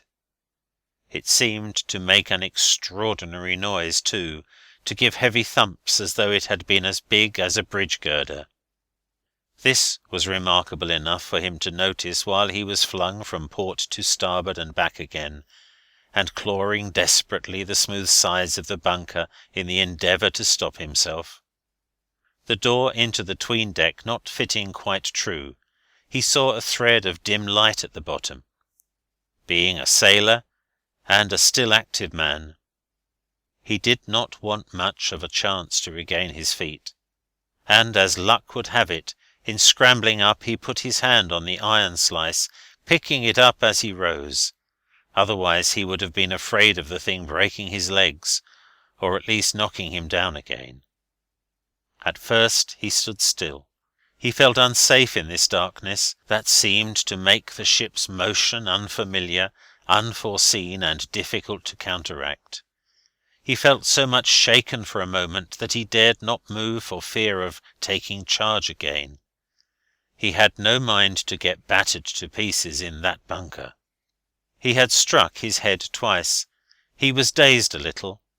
He seemed to hear yet so plainly the clatter and bangs of the iron slice flying about his ears that he tightened his grip to prove to himself he had it there safely in his hand. He was vaguely amazed at the plainness with which down there he could hear the gale raging. Its howls and shrieks seemed to take on, in the emptiness of the bunker, something of the human character, of human rage and pain, being not vast, but infinitely poignant. And there were, with every roll, thumps too, profound, ponderous thumps, as if a bulky object of 5-ton weight or so had got play in the hold. But there was no such thing in the cargo. Something on deck? Impossible. Or alongside? Couldn't be. He thought all this quickly, clearly, competently, like a seaman, and in the end remained puzzled. This noise, though, came deadened from outside, together with the washing and pouring of water on deck above his head. Was it the wind? Must be. It made down there a row like the shouting of a big lot of crazed men. And he discovered in himself a desire for a light too, if only to get drowned by, and a nervous anxiety to get out of that bunker as quickly as possible. He pulled back the bolt. The heavy iron plate turned on its hinges, and it was as though he had opened the door to the sounds of the tempest. A gust of hoarse yelling met him, and the rushing of water overhead was covered by a tumult of strangled, throaty shrieks that produced an effect of desperate confusion. He straddled his legs the whole width of the doorway and stretched his neck, and at first he perceived only what he had come to seek. 6 small yellow flames swinging violently on the great body of the dusk.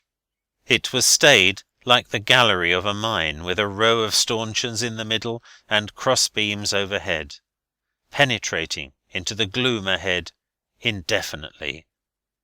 And to port there loomed, like the caving in of one of the sides, a bulky mass with a slanting outline. The whole place, with the shadows and the shapes, moved all the time. The boatswain glared. The ship lurched to starboard, and a great howl came from that mass that had the slant of fallen earth. Pieces of wood whizzed past. Planks, he thought, inexpressibly startled and flinging back his head. At his feet a man went sliding over, open-eyed, on his back, straining with uplifted arms for nothing. And another came bounding like a detached stone, with his head between his legs, and his hands clenched, his pigtail whipped in the air. He made a grab at the boatswain's legs, and from his opened hand a bright white disk rolled against the boatswain's foot. He recognized a silver dollar, and yelled at it with astonishment. With a precipitated sound of trampling and shuffling of bare feet, and with guttural cries, the mound of writhing bodies piled up to port detached itself from the ship's side, and sliding, inert and struggling, shifted to starboard with a dull, brutal thud. The cries ceased. The boatswain heard a long moan through the roar and whistling of the wind. He saw an inextricable confusion of heads and shoulders, naked soles kicking upwards, fists raised, tumbling backs, legs, pigtails, faces. "Good Lord!" he cried, horrified, and banged to the iron door upon this vision. This was what he had come on the bridge to tell. He could not keep it to himself, and on board ship there is only one man to whom it is worth while to unburden yourself. On his passage back the hands in the alleyway swore at him for a fool. Why didn't he bring that lamp? What the devil did the coolies matter to anybody? And when he came out, the extremity of the ship made what went on inside of her appear of little moment. At first he thought he had left the alleyway in the very moment of her sinking. The bridge ladders had been washed away, but an enormous sea filling the after-deck floated him up. After that he had to lie on his stomach for some time, holding to a ring-bolt, getting his breath now and then, and swallowing salt water. He struggled farther on his hands and knees, too frightened and distracted to turn back. In this way he reached the after part of the wheelhouse. In that comparatively sheltered spot he found the second mate. The boatswain was pleasantly surprised, his impression being that everybody on deck must have been washed away a long time ago. He asked eagerly where the captain was. The second mate was lying low, like a malignant little animal under a hedge. "Captain? Gone overboard, after getting us into this mess." The mate, too, for all he knew or cared. Another fool, didn't matter. Everybody was going by and by. The boatswain crawled out again into the strength of the wind, not because he much expected to find anybody, he said, but just to get away from that man. He crawled out as outcasts go to face an inclement world, hence his great joy at finding Jukes and the captain. But what was going on in the 'tween-deck was to him a minor matter at the time. Besides, it was difficult to make yourself heard. But he managed to convey the idea that the Chinaman had broken adrift together with their boxes, and that he had come up on purpose to report this. As to the hands, they were all right. Then, appeased, he subsided on the deck in a sitting posture, hugging with his arms and legs the stand of the engine-room telegraph, an iron casting as thick as a post. When that went, why, he expected he would go too. He gave no more thought to the coolies. Captain McGuire had made Jukes understand that he wanted him to go down below to see. "What am I to do then, sir?" And the trembling of his whole wet body caused Jukes' voice to sound like bleating. "See first. Boatswain says adrift." "That boatswain is a confounded fool," howled Jukes shakily. The absurdity of the demand made upon him revolted Jukes. He was as unwilling to go as if the moment he had left the deck the ship were sure to sink. "I must know. Can't leave." "They'll settle, sir." "Fight. Boatswain says they fight.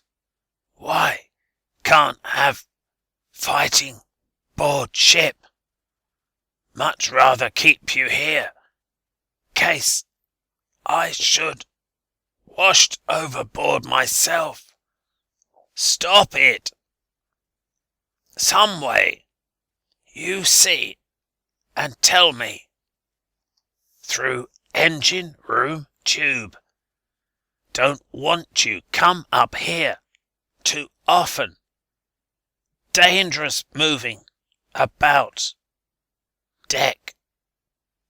Jukes, held with his head in chancery, had to listen to what seemed horrible suggestions. "Don't want you get lost.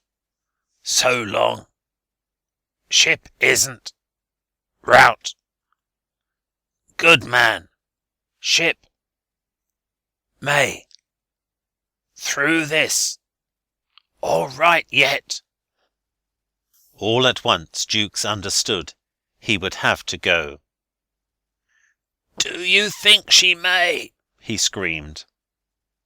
But the wind devoured the reply, out of which Jukes heard only the one word pronounced with great energy. "Always." Captain McGuire, releasing Jukes, and bending over the boatswain, yelled, "Get back with the mate." Jukes only knew that the arm was gone off his shoulders. He was dismissed with his orders. To do what? He was exasperated into letting go his hold carelessly, and on the instant was blown away. It seemed to him that nothing could stop him from being blown right over the stern. He flung himself down hastily, and the boatswain, who was following, fell on him. "Don't you get up yet, sir," cried the boatswain. "No hurry." A sea swept over. Jukes understood the boatswain to splutter that the bridge ladders were gone. "I'll lower you down, sir, by your hands," he screamed. He shouted also something about the smokestack being as likely to go overboard as not. Jukes thought it very possible, and imagined the fires out, the ship helpless. The boatswain by his side kept on yelling. "What is it?" Jukes cried distressfully, and the other repeated, "What would my old woman say if she saw me now?" In the alleyway, where a lot of water had got in and splashed in the dark, the men were still as death, till Jukes stumbled against one of them and cursed him savagely for being in the way. 2 or 3 voices then asked, eager and weak, "Any chance for us, sir?" "What's the matter with you fools?" he said brutally. He felt as though he could throw himself down amongst them and never move any more. But they seemed cheered, and in the midst of obsequious warnings, "Look out! Mind that manhole lid, sir!" they lowered him into the bunker. The boatswain tumbled down after him, and as soon as he had picked himself up, he remarked, "She would say, 'Serve you right, you old fool, for going to sea.'" The boatswain had some means, and made a point of alluding to them frequently.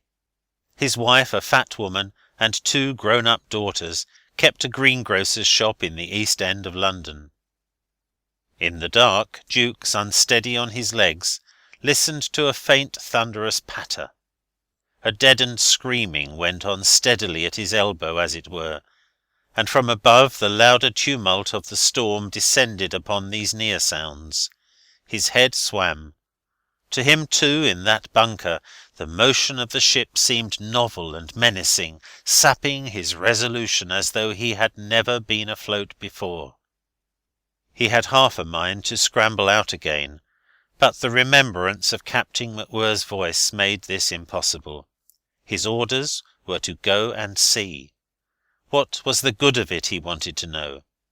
Enraged, he told himself he would see, of course, but the boatswain, staggering clumsily, warned him to be careful how he opened that door.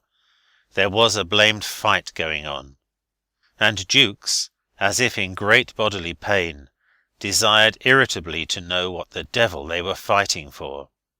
"Dollars! Dollars, sir! All the rotten chests got burst open. Blamed money skipping all over the place, and they are tumbling after it, head over heels, tearing and biting like anything. A regular little hell in there."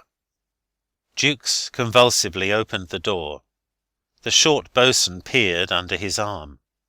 One of the lamps had gone out, broken perhaps.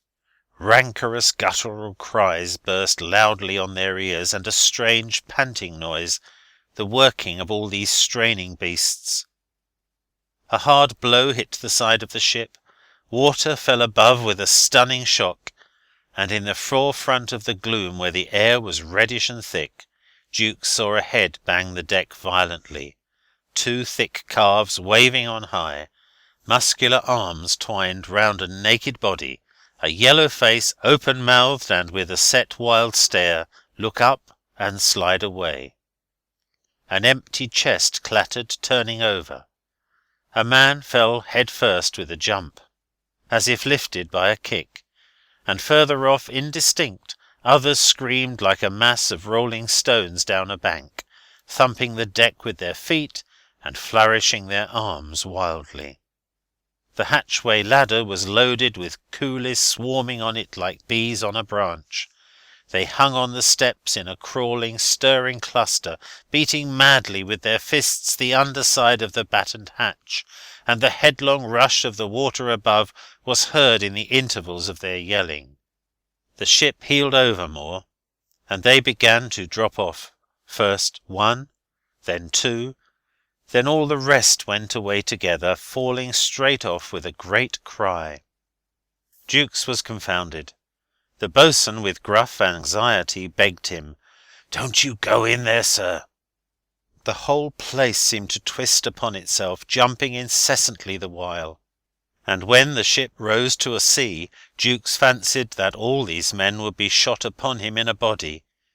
He backed out, swung the door to, and with trembling hands pushed at the bolt.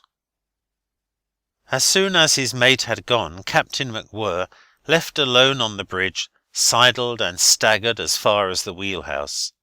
Its door being hinged forward, he had to fight the gale for admittance, and when at last he managed to enter, it was with an instantaneous clatter and a bang, as though he had been fired through the wood. He stood within, holding on to the handle. The steering gear leaked steam, and in the confined space the glass of the binnacle made a shiny oval of light in a thin white fog. The wind howled, hummed, whistled, and with sudden booming gusts that rattled the doors and shutters in the vicious patter of sprays. 2 coils of lead line, and a small canvas bag hung on a long lanyard, swung wide off, and came back clinging to the bulkheads. The gratings underfoot were nearly afloat. With every sweeping blow of a sea, water squirted violently through the cracks all round the door, and the man at the helm had flung down his cap, his coat, and stood propped against the gear casing, in a striped cotton shirt open on his breast. The little brass wheel in his hands had the appearance of a bright and fragile toy. The cords of his neck stood hard and lean, a dark patch lay in the hollow of his throat, and his face was still and sunken as in death. Captain McGuire wiped his eyes. The sea that had nearly taken him overboard had, to his great annoyance, washed his sou'wester hat off his bald head. The fluffy fair hair, soaked and darkened, resembled a mean skein of cotton threads festooned round his bare skull. His face, glistening with sea water, had been made crimson with the wind and the sting of sprays. He looked as though he had come off sweating from before a furnace. "You here?" he muttered heavily. The second mate had found his way into the wheelhouse some time before. He had fixed himself in a corner with his knees up, a fist pressed against each temple, and this attitude suggested rage, sorrow, resignation, surrender, with a sort of concentrated unforgiveness. He said mournfully and defiantly, "Well, it's my watch below now, isn't it?" The steam gear clattered, stopped, clattered again, and the helmsman's eyeballs seemed to project out of a hungry face, as if the compass card behind the binnacle glass had been meat. God knows how long he had been left there to steer, as if forgotten by all his shipmates. The bells had not been struck, there had been no reliefs. The ship's routine had gone downwind, but he was trying to keep her head north-northeast. The rudder might have been gone for all he knew, the fires out, the engines broken down, the ship ready to roll over like a corpse. He was anxious not to get muddled and lose control of her head, because the compass card swung far both ways, wriggling on the pivot, and sometimes seemed to whirl right round. He suffered from mental stress. He was horribly afraid also of the wheelhouse going. Mountains of water kept on tumbling against it. When the ship took one of her desperate drives, the corners of his lips twitched. Captain McGuire looked up at the wheelhouse clock. Screwed to the bulkhead, it had a white face on which the black hands appeared to stand quite still. It was 1:30 in the morning. "Another day," he muttered to himself. The second mate heard him, and lifting his head as one grieving amongst ruins, "You won't see it break!" he exclaimed. His wrists and his knees could be seen to shake violently. "No, not by God you won't!" He took his face again between his fists.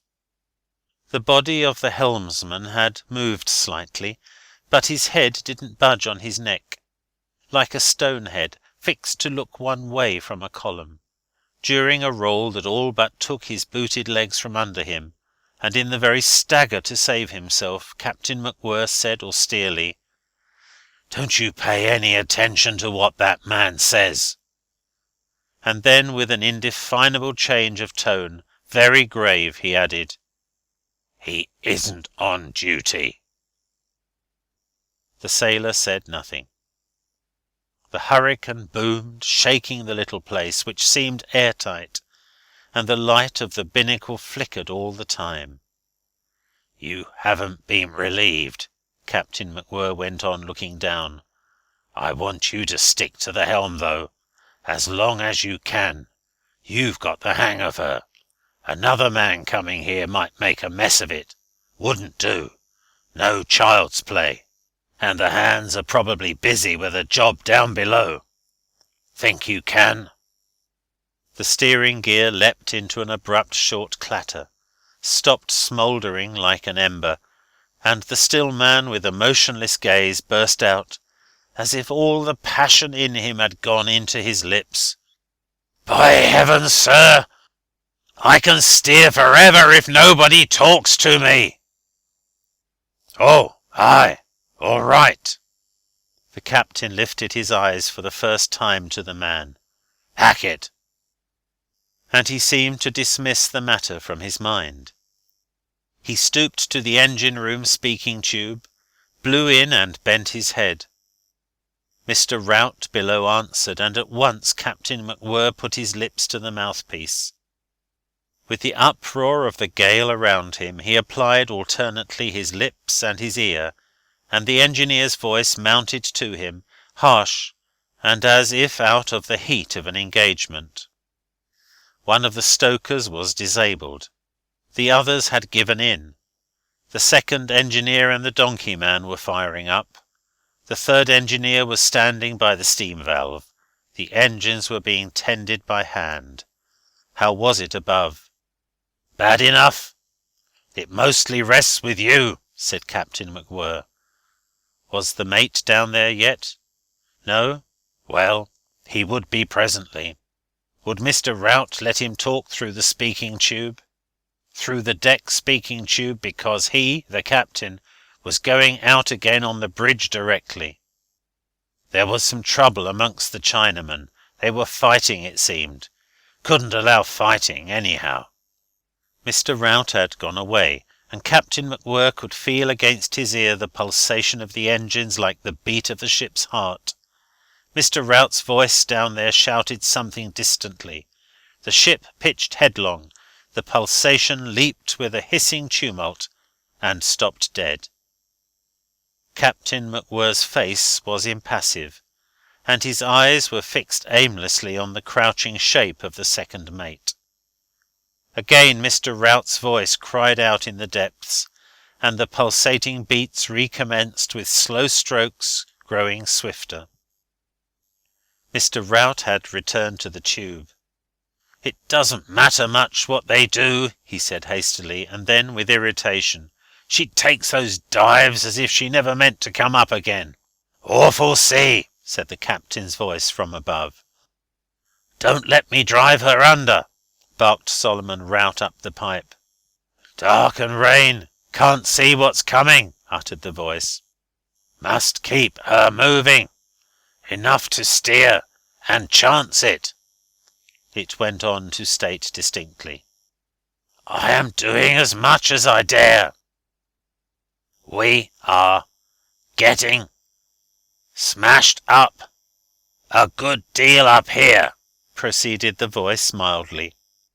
"Doing fairly well, though.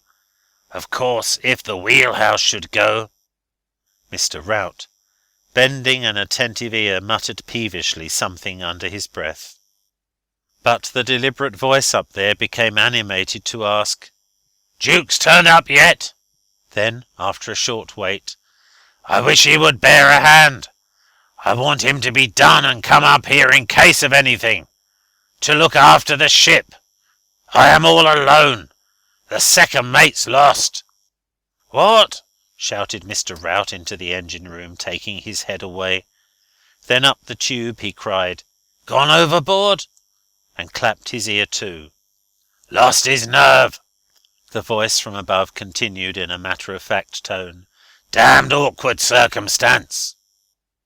Mr. Rout, listening with bowed neck, opened his eyes wide at this. However, he heard something like the sounds of a scuffle, and broken exclamations coming down to him. He strained his hearing, and all the time Beale, the third engineer, with his arms uplifted, held between the palms of his hands the rim of a little black wheel projecting at the side of a big copper pipe. He seemed to be poising it above his head, as though it were a correct attitude in some sort of game. To steady himself, he pressed his shoulder against the white bulkhead, one knee bent, and a sweat-rag tucked in his belt hanging on his hip. His smooth cheek was begrimed and flushed, and the coal dust on his eyelids, like the black pencilling of a make-up, enhanced the liquid brilliance of the whites, giving to his youthful face something of a feminine, exotic, and fascinating aspect.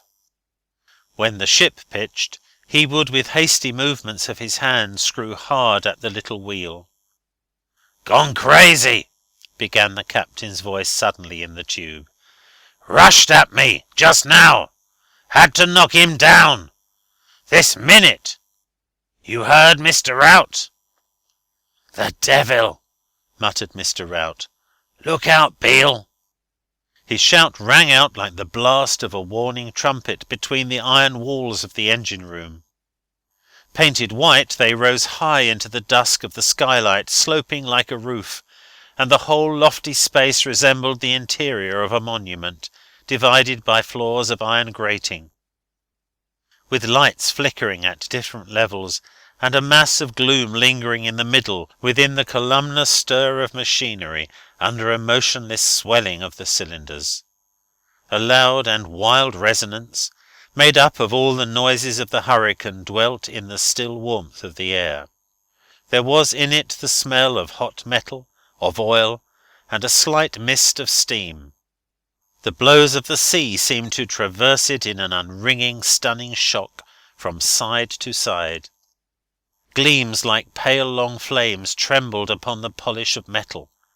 From the flooring below, the enormous crank heads emerged in their turns with a flash of brass and steel going over, while the connecting rods, big jointed, like skeleton limbs, seemed to thrust them down and pull them up again with an irresistible precision.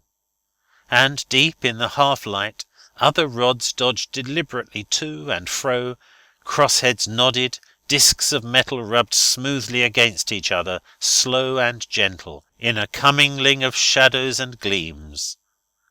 Sometimes all those powerful and unerring movements would slow down simultaneously, as if they had been the functions of a living organism, stricken suddenly by the blight of languor, and Mr. Rout's eyes would blaze darker in his long sallow face.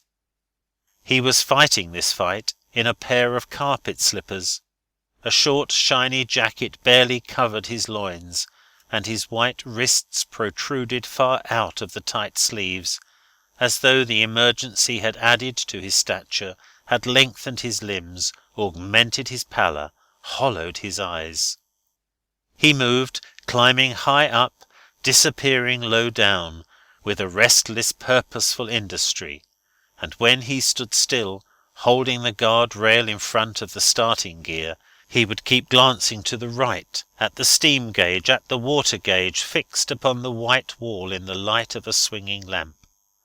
The mouths of two speaking tubes gaped stupidly at his elbow, and the dial of the engine-room telegraph resembled a clock of large diameter, bearing on its face curt words instead of figures. The grouped letters stood out heavily black around the pivot head of the indicator, emphatically symbolic of loud exclamations: ahead, astern, slow, half, stand by, and the fat black hand pointed downwards to the word full, which, thus singled out, captured the eye as a sharp cry secures attention. The wood-encased bulk of the low-pressure cylinder, frowning portly from above, emitted a faint wheeze at every thrust, and except for that low hiss the engines worked their steel limbs headlong or slow with a silent, determined smoothness. And all this, the white walls, the moving steel, the floor plates under Solomon Rout's feet, the floors of iron grating above his head, the dusk and the gleams uprose and sank continuously with one accord upon the harsh wash of the waves against the ship's side. The whole loftiness of the place, booming hollow to the great voice of the wind, swayed at the top like a tree, would go over bodily, as if borne down this way and that by the tremendous blasts. "You've got to hurry up!" shouted Mr. Rout, as soon as he saw Jukes appear in the stokehold doorway. Jukes' glance was wandering and tipsy. His red face was puffy, as though he had overslept himself. He had had an arduous road, and had travelled over it with immense vivacity, the agitation of his mind corresponding to the exertions of his body. He had rushed up out of the bunker, stumbling in the dark alleyway amongst a lot of bewildered men who, trod upon, asked, "What's up, sir?" in awed mutters all around him. Down the stokehold ladder, missing as many iron rungs in his hurry, down into a place deep as a well, black as Tophet, tipping over back and forth like a seesaw. The water in the bilges thundered at each roll, and lumps of coal skipped to and fro from end to end, rattling like an avalanche of pebbles on a slope of iron. Somebody in there moaned with pain, and somebody else could be seen crouching over what seemed the prone body of a dead man. A lusty voice blasphemed, and the glow under each fire door was like a pool of flaming blood radiating quietly in a velvety blackness. A gust of wind struck upon the nape of Jukes' neck, and next moment he felt it streaming about his wet ankles. The stokehold ventilators hummed.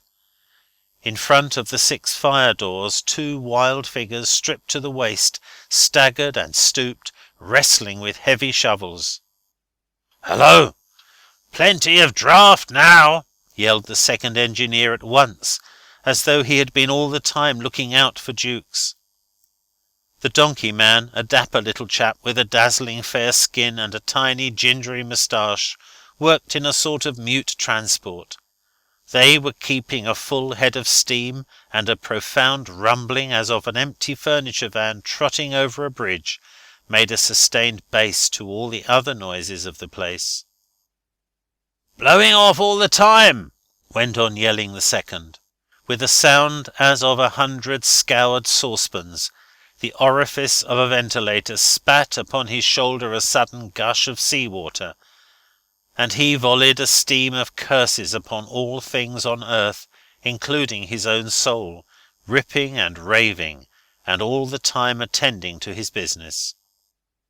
With a sharp clash of metal the ardent pale glare of the fire opened upon his bullet head, showing his spluttering lips, his insolent face, and with another clang closed like the white-hot wink of an iron eye. "Where's the blooming ship? Can you tell me, blast my eyes? Under water or what? It's coming down here in tons. Are the condemned cowls gone to Hades? Hey, don't you know anything, you jolly sailor man, you?" Jukes, after a bewildered moment, had been helped by a roll to dart through, and as soon as his eyes took in the comparative vastness, peace, and brilliance of the engine-room, the ship, settling her stern heavily in the water, sent him charging head down upon Mr. Rout. The chief's arm, long like a tentacle, and straightening as if worked by a spring, went out to meet him, and deflected his rush into a spin towards the speaking-tubes. At the same time, Mr. Rout repeated earnestly, "You've got to hurry up, whatever it is." Jukes yelled, "Are you there, sir?" and listened. Nothing. Suddenly the roar of the wind fell straight into his ear, but presently a small voice shoved aside the shouting hurricane quietly. "You, Jukes! Well?" Jukes was ready to talk. It was only time that seemed to be wanting. It was easy enough to account for everything. He could perfectly imagine the coolies battened down in the reeking 'tween-deck, lying sick and scared between the rows of chests. Then one of those chests, or perhaps several at once, breaking loose in a roll, knocking out others, sides splitting, lids flying open, and all these clumsy Chinamen rising up in a body to save their property. Afterwards every fling of the ship would hurl that trampling, yelling mob here and there, from side to side in a whirl of smashed wood, torn clothing, rolling dollars. A struggle once started, they would be unable to stop themselves. Nothing could stop them now except main force. It was a disaster. He had seen it, and that was all he could say. Some of them must be dead, he believed. The rest would go on fighting. He sent his words tripping over each other, crowding the narrow tube. They mounted, as if into a silence of an enlightened comprehension dwelling alone up there with a storm, and Jukes wanted to be dismissed from the face of that odious trouble, intruding on the great need of the ship. End of Chapter 4. Chapter 5. He waited. Before his eyes the engines turned with slow labour, that in the moment of going off into a mad fling would stop dead at Mr. Rout's shout, "Look out, Beale!"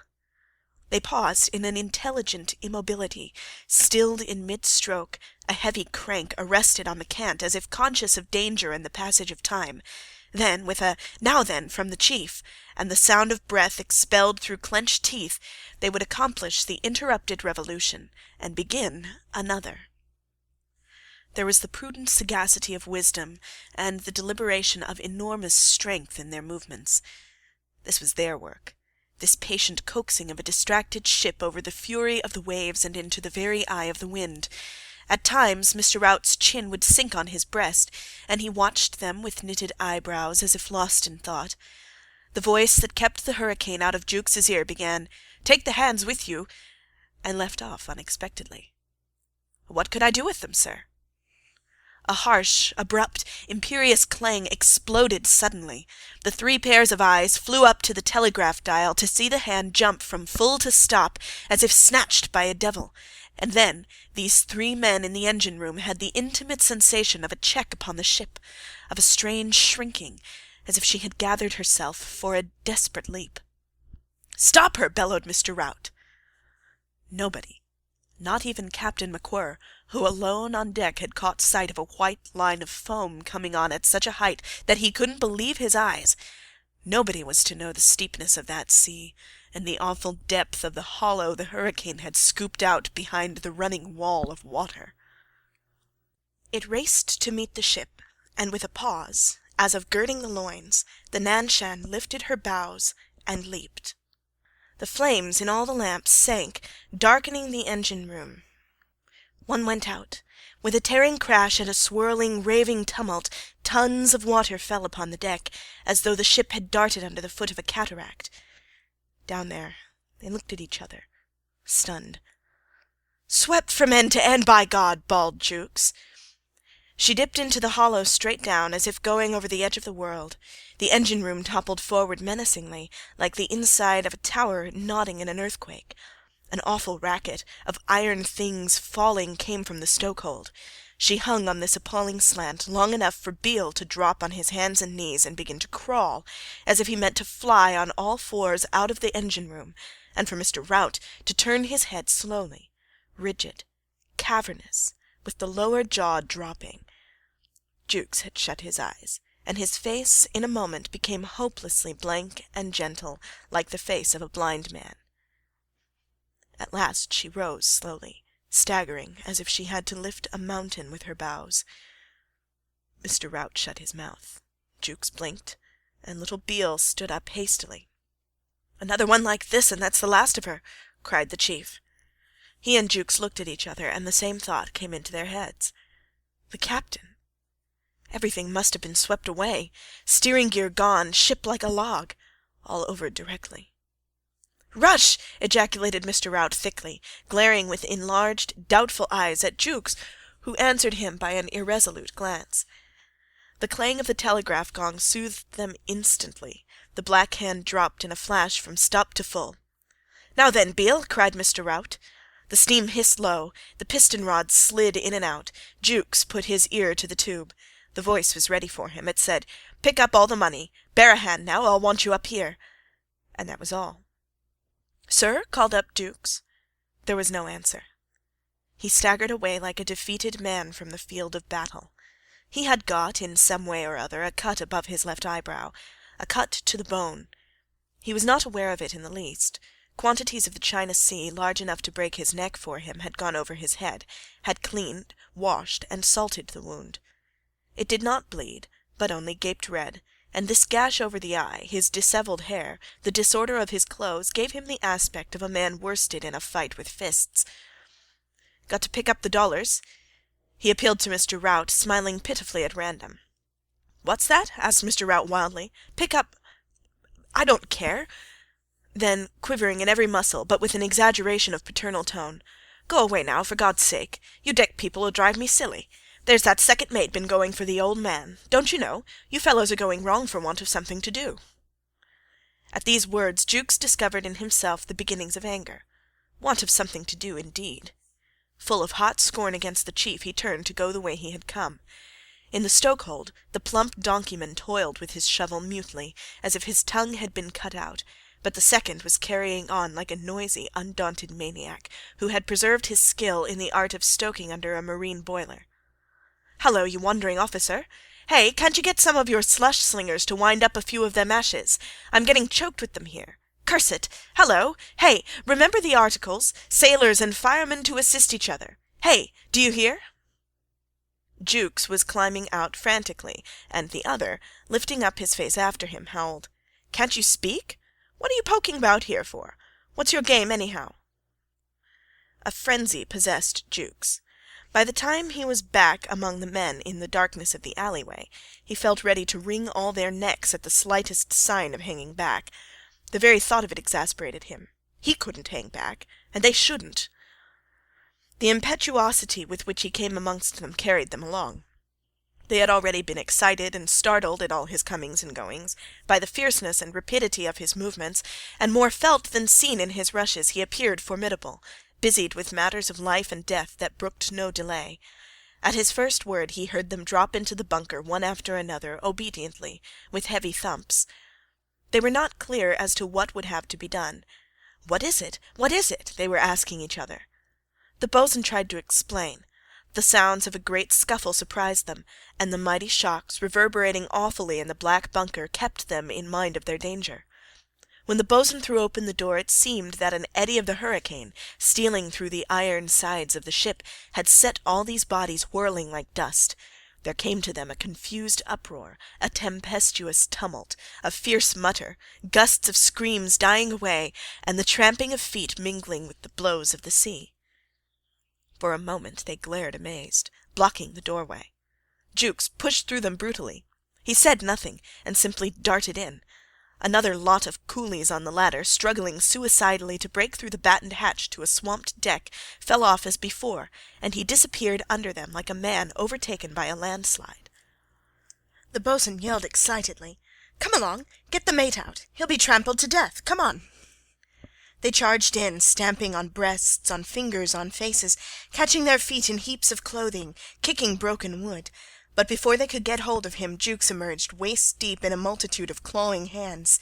In the instant he had been lost to view, all the buttons of his jacket had gone, its back had got split up to the collar, his waistcoat had been torn open. The central struggling mass of Chinamen went over to the roll, dark, indistinct, helpless, with a wild gleam of many eyes in the dim light of the lamps. "Leave me alone, damn you! I'm all right!" squeaked Jukes. "Drive them forward! Watch your chance when she pitches! Forward with them! Drive 'em against the bulkhead! Jam 'em up!" The rush of the sailors into the seething 'tween-deck was like a splash of cold water into a boiling cauldron.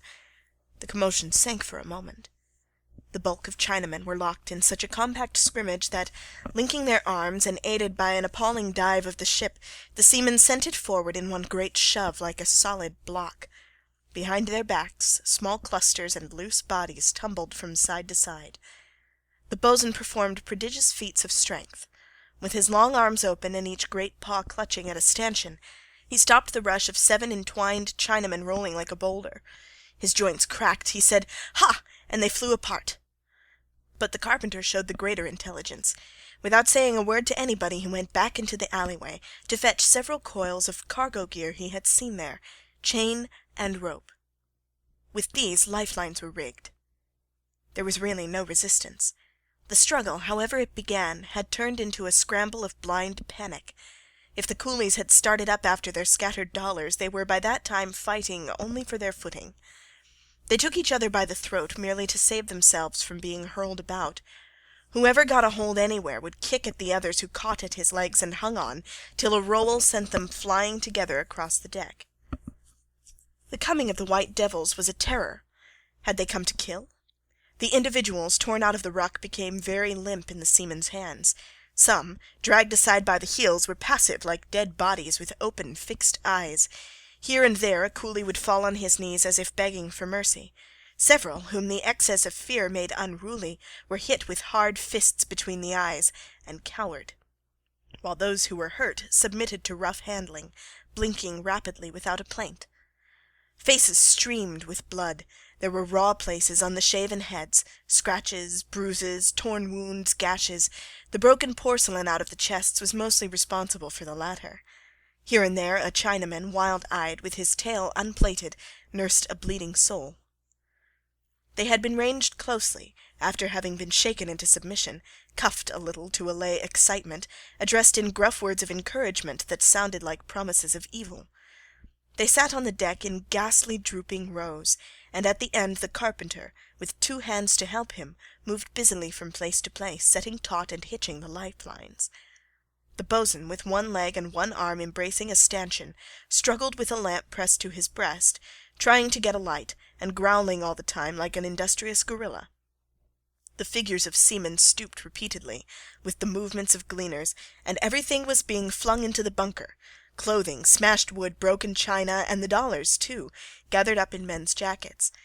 Now and then a sailor would stagger towards the doorway with his arms full of rubbish, and dolorous slanting eyes followed his movements. With every roll of the ship the long rows of sitting Celestials would sway brokenly forward, and her headlong dives knocked together the line of shaven poles from end to end.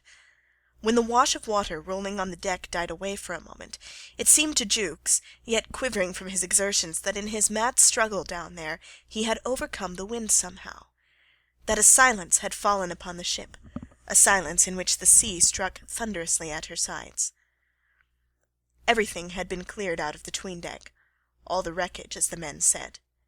They stood erect and tottering above the level of heads and drooping shoulders. Here and there a coolie sobbed for his breath. Where the high light fell, Jukes could see the salient ribs of one, the yellow, wistful face of another, bowed necks, or would meet a dull stare directed at his face. He was amazed that there had been no corpses, but the lot of them seemed at their last gasp, and they appeared to him more pitiful than if they had been all dead. Suddenly one of the coolies began to speak.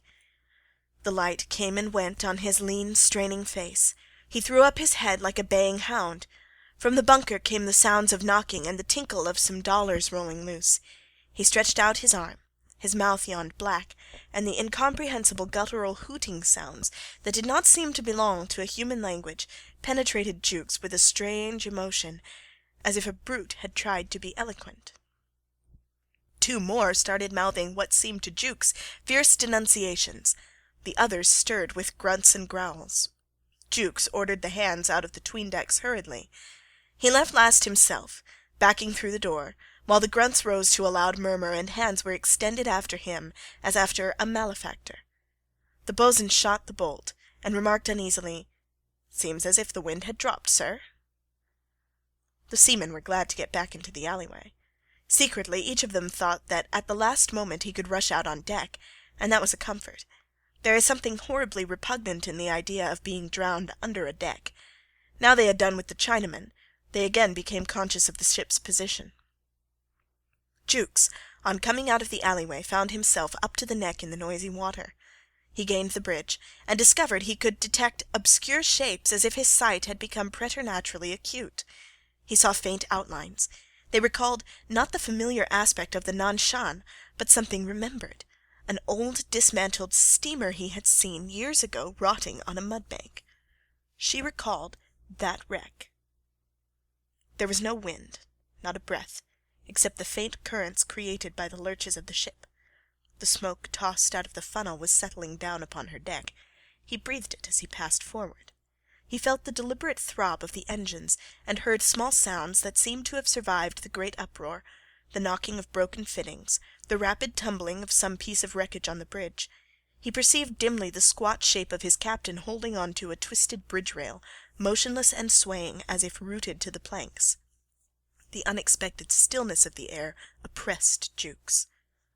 "We've done it, sir," he gasped. "Thought you would," said Captain McGuire. "Did you?" murmured Jukes to himself. "Wind fell all at once," went on the captain. Jukes burst out. "If you think it was an easy job—" But his captain, clinging to the rail, paid no attention. "According to the books, the worst is not over yet." "If most of them hadn't been half dead with seasickness and fright, not one of us would have come out of that 'tween-deck alive," said Jukes.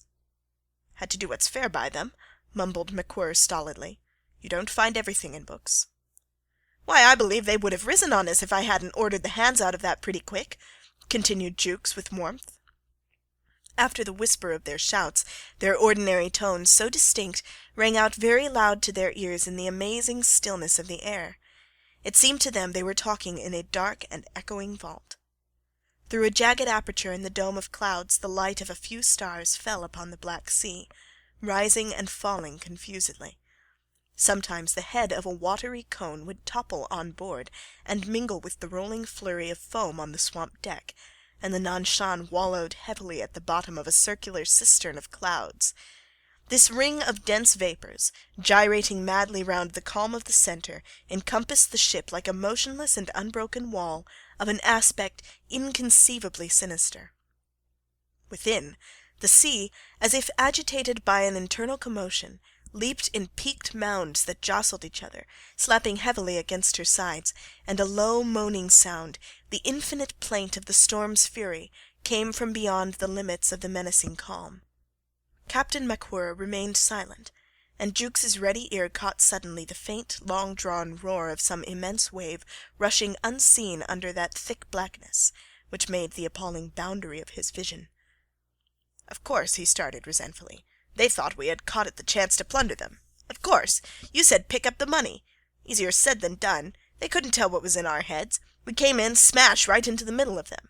Had to do it by a rush." "As long as it's done," mumbled the captain, without attempting to look at Jukes. "Had to do what's fair." "We shall find yet there's the devil to pay when this is over," said Jukes, feeling very sore. "Let them only recover a bit, and you'll see. They will fly at our throats, sir. Don't forget, she isn't a British ship now. These brutes know it well, too. Damned Siamese flag." "We're on board, all the same," remarked Captain MacWhirr. "The trouble's not over yet," insisted Jukes prophetically, reeling and catching on. "She's a wreck," he added faintly. "The trouble's not over yet," assented Captain MacWhirr, half aloud. "Look out for her a minute." "Are you going off deck, sir?" asked Jukes hurriedly, as if the storm were sure to pounce upon him as soon as he had been left alone with the ship. He watched her, battered and solitary, labouring heavily in a wild scene of mountainous black waters lit by the gleams of distant worlds. She moved slowly, breathing into the still core of the hurricane the excess of her strength in a white cloud of steam, and the deep-toned vibration of the escape was like the defiant trumpeting of a living creature of the sea impatient for the renewal of the contest. It ceased suddenly. The still air moaned. Above Jukes's head a few stars shone into a pit of black vapours. The inky edge of the cloud disk frowned upon the ship under the patch of glittering sky. The stars, too, seemed to look at her intently, as if for the last time, and the cluster of their splendour sat like a diadem on a lowering brow. Captain MacWhirr had gone into the chart-room. There was no light there, but he could feel the disorder of that place where he used to live tidily. His armchair was upset. The books had tumbled out on the floor. He scrunched a piece of glass under his boot. He groped for the matches, and found a box on a shelf with a deep ledge. He struck one, and puckering the corners of his eyes, held out the little flame towards the barometer, whose glittering top of glass and metals nodded at him continuously. It stood very low, incredibly low, so low that Captain MacWhirr grunted. The match went out, and hurriedly he extracted another with thick, stiff fingers. Again a little flame flared up before the nodding glass and metal of the top. His eyes looked at it, narrowed with attention, as if expecting an imperceptible sign. With his grave face he resembled a booted and misshapen pagan burning incense before the oracle of a joss. There was no mistake. It was the lowest reading he had ever seen in his life. Captain MacWhirr emitted a low whistle. He forgot himself till the flame diminished to a blue spark, burnt his fingers, and vanished. Perhaps something had gone wrong with the thing. There was an aneroid glass screwed above the couch.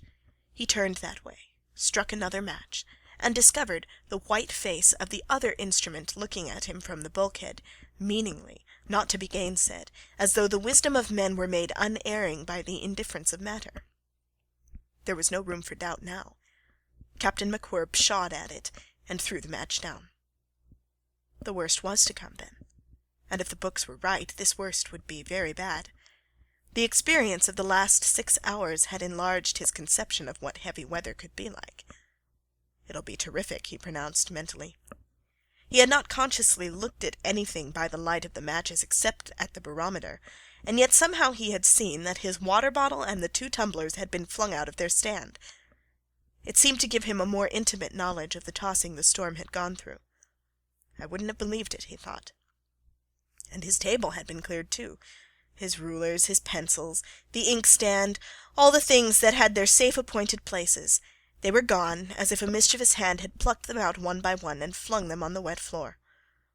The hurricane had broken in upon the orderly arrangements of his privacy. This had never happened before, and the feeling of dismay reached the very seat of his composure. And the worst was to come yet. He was glad the trouble in the 'tween-deck had been discovered in time. If the ship had to go after all, then at least she wouldn't be going to the bottom with a lot of people in her fighting teeth and claw. That would have been odious, and in that feeling there was a humane intention and a vague sense of the fitness of things. These instantaneous thoughts were yet in their essence heavy and slow, partaking of the nature of the man. He extended his hand to put back the matchbox in its corner of the shelf. There were always matches there, by his order. The steward had his instructions impressed upon him long before. "A box, just there, see? Not so very full. Where I can put my hand on it, steward. Might want a light in a hurry. Can't tell on board ship what you might want in a hurry. Mind now." And of course, on his side, he would be careful to put it back in its place scrupulously. He did so now, but before he removed his hand, it occurred to him that perhaps he would never have occasion to use that box any more. The vividness of the thought checked him, and for an infinitesimal fraction of a second his fingers closed again on the small object, as though it had been the symbol of all those little habits that chain us to the weary round of life. He released it at last, and letting himself fall on the settee, listened for the first sounds of returning wind. Not yet. He heard only the wash of water, the heavy splashes, the dull shocks of the confused seas boarding his ship from all sides. She would never have a chance to clear her decks. But the quietude of the air was startlingly tense and unsafe, like a slender hair holding a sword suspended over his head. By this awful pause the storm penetrated the defences of the man, and unsealed his lips. He spoke out in the solitude and the pitch darkness of the cabin, as if addressing another being awakened within his breast. "I shouldn't like to lose her," he said, half aloud. He sat unseen, apart from the sea, from his ship, isolated, as if withdrawn from the very current of his own existence, where such freaks as talking to himself surely had no place. His palms reposed on his knees. He bowed his short neck and puffed heavily, surrendering to a strange sensation of weariness he was not enlightened enough to recognize for the fatigue of mental stress. From where he sat he could reach the door of a washstand locker. There should have been a towel there. There was. Good. He took it out, wiped his face, and afterwards went on rubbing his wet head. He towelled himself with energy in the dark, and then remained motionless with the towel on his knees. A moment passed, of a stillness so profound that no one could have guessed there was a man sitting in that cabin. Then a murmur arose. She may come out of it yet. When Captain MacWhirr came out on deck, which he did brusquely, as though he had suddenly become conscious of having stayed away too long, the calm had lasted already more than 15 minutes, long enough to make itself intolerable even to his imagination. Jukes, motionless on the forepart of the bridge, began to speak at once. His voice, blank and forced as though he were talking through hard-set teeth, seemed to flow away on all sides into the darkness, deepening again upon the sea. "I had the wheel relieved. Hackett began to sing out that he was done. He's lying in there alongside the steering gear with a face like death. At first I couldn't get anybody to crawl out and relieve the poor devil. That boss'n's worse than no good, I always said. Thought I would have to go myself and haul one of 'em out by the neck." "Ah, well," muttered the captain. He stood watchful by Jukes's side. "The second mate's in there too, holding his head. Is he hurt, sir?" "No, crazy," said Captain MacWhirr, curtly. "Looks as if he had a tumble, though." "I had to give him a push," explained the captain. Jukes gave an impatient sigh. "It will come on very sudden," said Captain MacWhirr. "And from over there, I fancy. God only knows, though. These books are only good to muddle your head and make you jumpy. It will be bad, and there's an end. If we only can steam her round in time to meet it." A minute passed. Some of the stars winked rapidly and vanished. "You left them pretty safe?" began the captain abruptly, as though the silence were unbearable. "Are you thinking of the coolies, sir? I rigged lifelines all ways across that 'tween-deck." "Did you? Good idea, Mr. Jukes." "I didn't think you cared to know," said Jukes. The lurching of the ship cut his speech as though somebody had been jerking him around while he talked. "How I got on with that infernal job. We did it, and it may not matter in the end. Had to do what's fair, for all they are only Chinamen. Give them the same chance with ourselves. Oh, hang it all, she isn't lost yet. Bad enough to be shut below in a gale." "That's what I thought when you gave me the job, sir," interjected Jukes moodily. "Without being battered to pieces," pursued Captain MacWhirr with rising vehemence. "Couldn't let that go on in my ship if I knew she hadn't 5 minutes to live. Couldn't bear it, Mr. Jukes."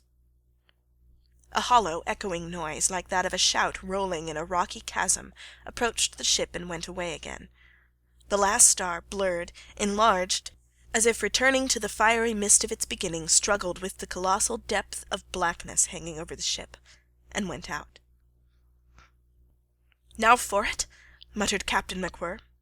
"Mr. Jukes." "Here, sir." The two men were growing indistinct to each other. "We must trust her to go through it and come out on the other side. That's plain and straight. There's no room for Captain Wilson's storm strategy here." "No, sir." "She will be smothered and swept again for hours," mumbled the captain. "There's not much left by this time above deck for the sea to take away. Unless you or me—" "Both, sir," whispered Jukes, breathlessly. "You're always meeting trouble halfway, Jukes," Captain MacWhirr remonstrated quaintly. "Though it's a fact that the second mate is no good. Do you hear, Mr. Jukes? You would be left alone if—" Captain MacWhirr interrupted himself, and Jukes, glancing on all sides, remained silent. "Don't you be put out by anything," the captain continued, mumbling rather fast. "Keep her facing it. They may say what they like, but the heaviest seas run with the wind. Facing it. Always facing it. That's the way to get through. You're a young sailor. Face it. That's enough for any man. Keep a cool head." "Yes, sir," said Jukes, with a flutter of the heart. In the next few seconds the captain spoke to the engine-room and got an answer. For some reason Jukes experienced an access of confidence, a sensation that came from outside like a warm breath, and made him feel equal to every demand. The distant muttering of the darkness stole into his ears. He noted it, unmoved, out of that sudden belief in himself, as a man safe in a shirt of mail would watch a point. The ship laboured without intermission amongst the black hills of water, paying with this hard tumbling the price of her life. She rumbled in her depths, shaking a white plummet of steam into the night, and Jukes's thoughts skimmed like a bird through the engine-room, where Mr. Rout, good man, was ready. When the rumbling ceased, it seemed to him that there was a pause of every sound, a dead pause, in which Captain MacWhirr's voice rang out startlingly. "What's that? A puff of wind?" It spoke much louder than Jukes had ever heard it before. "On the bow, that's right. She may come out of it yet." The mutter of the winds drew near apace.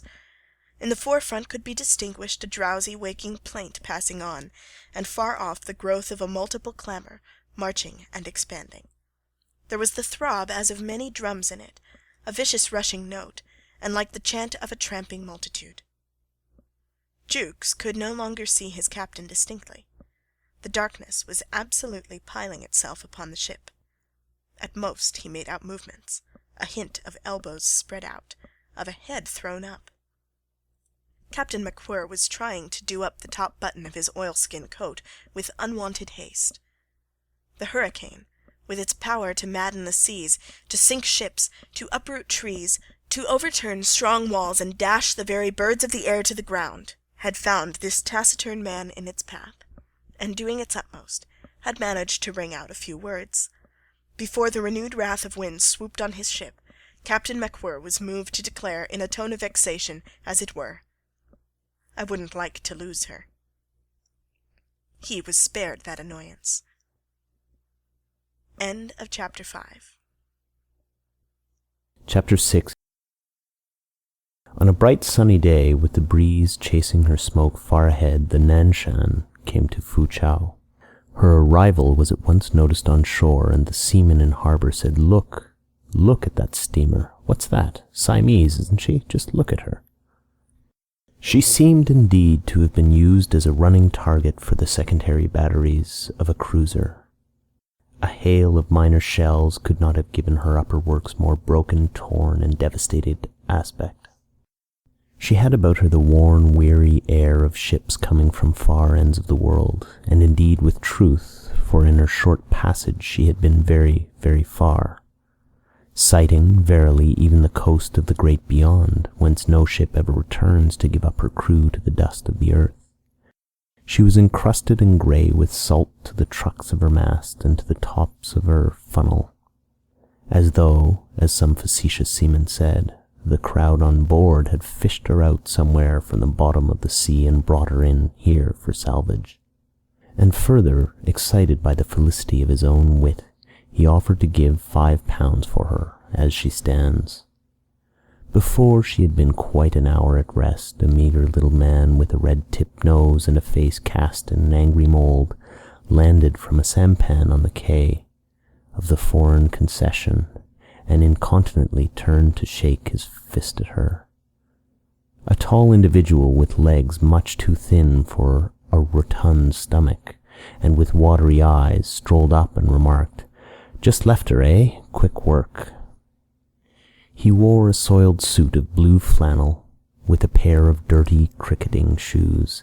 A dingy grey moustache drooped from his lip, and daylight could be seen in 2 places between the rim and the crown of his hat. "Hello, what are you doing here?" asked the second mate of the Nanshan, shaking hands hurriedly. "Standing by for a job, chance worth taking. Got a quiet hint," explained the man with the broken hat, in jerky, apathetic wheezes. The second shook his fist at the Nanshan. "There's a fellow there that ain't fit to have the command of a scow," he declared, quivering with passion, while the other looked about listlessly. "Is there?"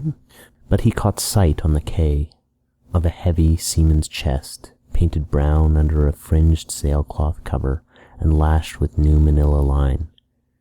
He eyed it with awakened interest. "I would talk and raise trouble if it wasn't for that damn Siamese flag. Nobody to go to, or I would make it hot for him. The fraud. Told his chief engineer, that's another fraud for you, I lost my nerve. The greatest lot of ignorant fools that ever sailed the seas. No, you can't think." "Got your money all right?" inquired his seedy acquaintance suddenly. "Yes, paid me off on board," raged the second mate. "Get your breakfast on shore," says he. "Mean skunk," commented the tall man vaguely and passed his tongue on his lips. "What about having a drink of some sort?" "He struck me," hissed the second mate. "No, struck. You don't say." The man in blue began to bustle about sympathetically. "Can't possibly talk here. I want to know all about it. Struck, eh? Let's get a fellow to carry your chest. I know a quiet place where they have some bottled beer." Mr. Jukes, who had been scanning the shore through a pair of glasses, informed the chief engineer afterwards that "our late second mate hasn't been long in finding a friend, a chap looking uncommonly like a bummer. I saw them walk away together from the quay." The hammering and banging of the needful repairs did not disturb Captain McGuire. The steward found in the letter he wrote, in a tidy chart-room, passages of such absorbing interest that twice he was nearly caught in the act.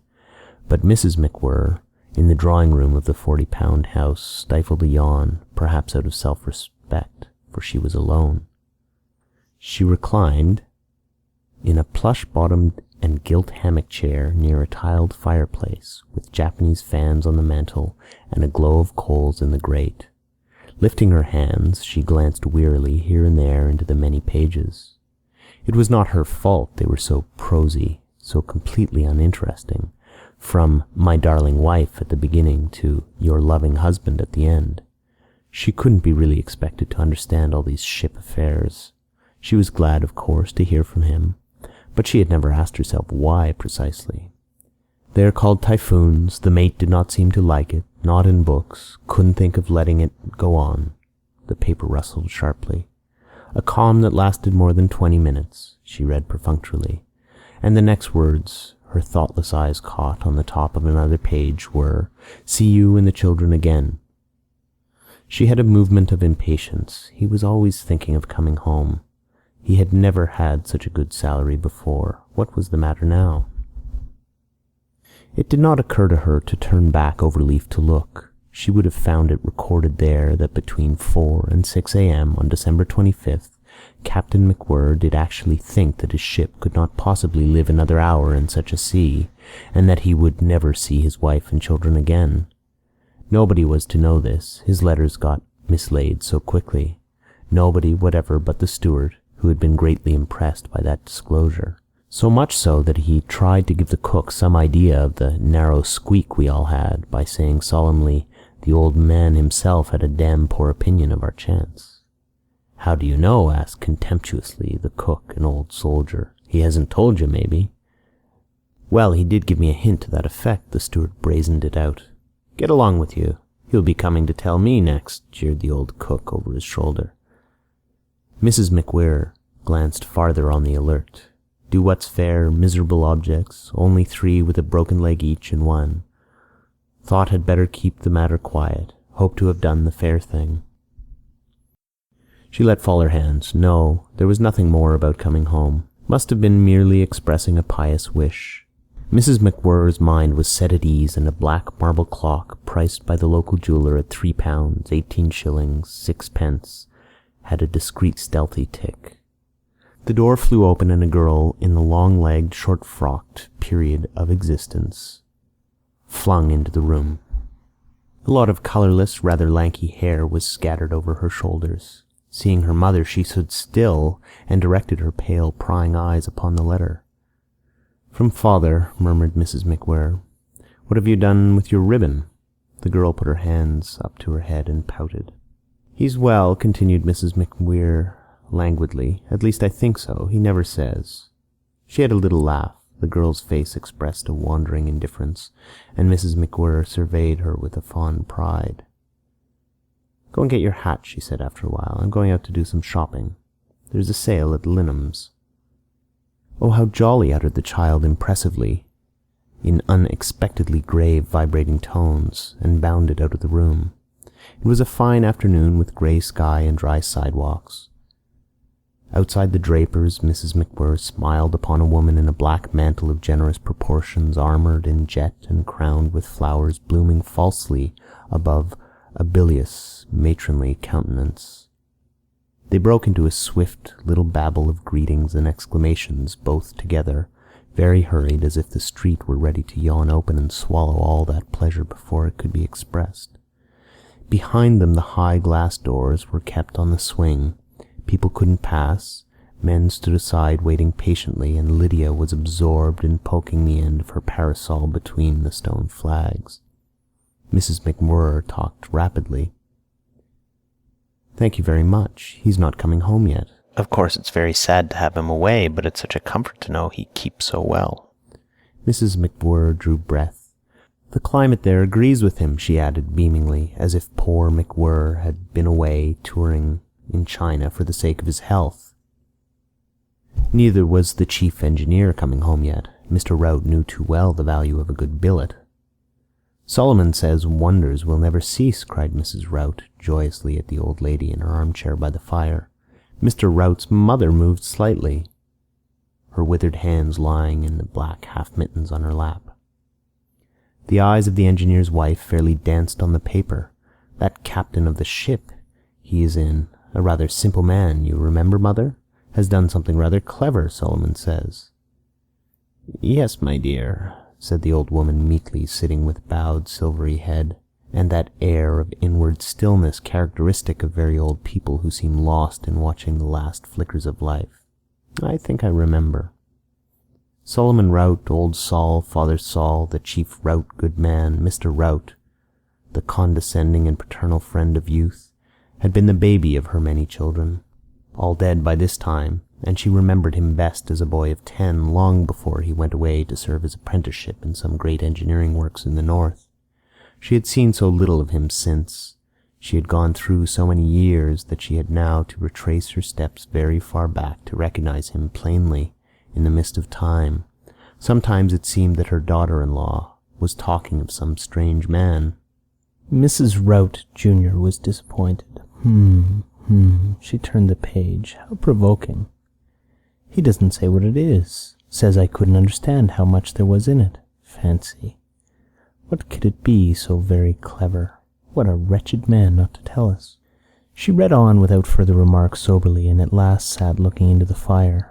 The chief wrote just a word or two of the Typhoon, but something had moved him to express an increased longing for the companionship of the jolly woman. If it hadn't been that mother must be looked after, I would send you your passage money today. You could set up a small house out here. I would have a chance to see you sometimes then. We are not growing younger. He's well, mother, sighed Mrs. Rout, rousing herself. He always was a strong, healthy boy, said the old woman placidly. But Mrs. Jukes' account was really animated and very full. His friend in the Western Ocean trade imparted it freely to the other officers of his liner. A chap I know writes to me about an extraordinary affair that happened on board his ship in that Typhoon. You know, that we read of in the papers 2 months ago. It's the funniest thing. Just see for yourself what he says. I'll show you his letter. There were phrases in it calculated to give the impression of light-hearted, indomitable resolution. Jukes had written them in good faith, for he felt thus when he wrote. He described with lurid effects the scenes of the 'tween-deck. It struck me in a flash that those confounded Chinamen couldn't tell we weren't a desperate kind of robbers. 'Tisn't good to part the Chinaman from his money if he is the stronger party. We need to have been desperate indeed to go thieving in such weather, but what could these beggars know of us? So without thinking of it twice, I got the hands away in a jiffy. Our work was done, that the old man had set his heart on. We cleared out without staying to inquire how they felt. I am convinced that if they had not been so unmercifully shaken and afraid, each individual one of them, to stand up, we would have been torn to pieces. Oh, it was pretty complete, I can tell you. And you may run to and fro across the pond to the end of time before you find yourself with such a job on your hands. After this he alluded professionally to the damage done to the ship, and went on thus. It was when the weather quieted down that the situation became confoundedly delicate. It wasn't made any better up by us having been lately transferred to the Siamese flag, though the skipper can't see that it makes any difference. As long as we're on board, he says, there are feelings that this man simply hasn't got, and there's an end of it. You might just as well try to make a bedpost understand, but apart from this, it is an infernally lonely state for a ship to be going about the China seas with no proper consuls, not even a gunboat of her own anywhere, nor a body to go to in case of some trouble. My notion was to keep these Johnnies under hatches for another 15 hours or so, as we weren't much farther than that from Fan Chao. We would find there most likely some sort of man of war, and once under her guns we were safe enough, for surely any skipper of a man of war, English, French, or Dutch, would see white men through as far as row on board goes. We could get rid of them and their money afterwards by delivering them to their mandarin or taotai, or whatever they call these chaps in goggles you see being carried about in sedan chairs through their stinking streets. The old man wouldn't see it somehow. He wanted to keep the matter quiet. He got that notion into his head, and a steam windlass couldn't drag it out of him. He wanted as little fuss made as possible, for the sake of the ship's name and for the sake of the owners, for the sake of all concerned, says he, looking at me very hard. It made me angry hot. Of course you couldn't keep a thing like that quiet, but the chests had been secured in the usual manner and were safe enough for any earthly gale, while this has been an altogether fiendish business I couldn't give you even an idea of. Meantime I could hardly keep on my feet. None of us had a spell of any sort for nearly 30 hours, and there the old man sat rubbing his chin, rubbing the top of his head, and so bothered he didn't even think of pulling his long boots off.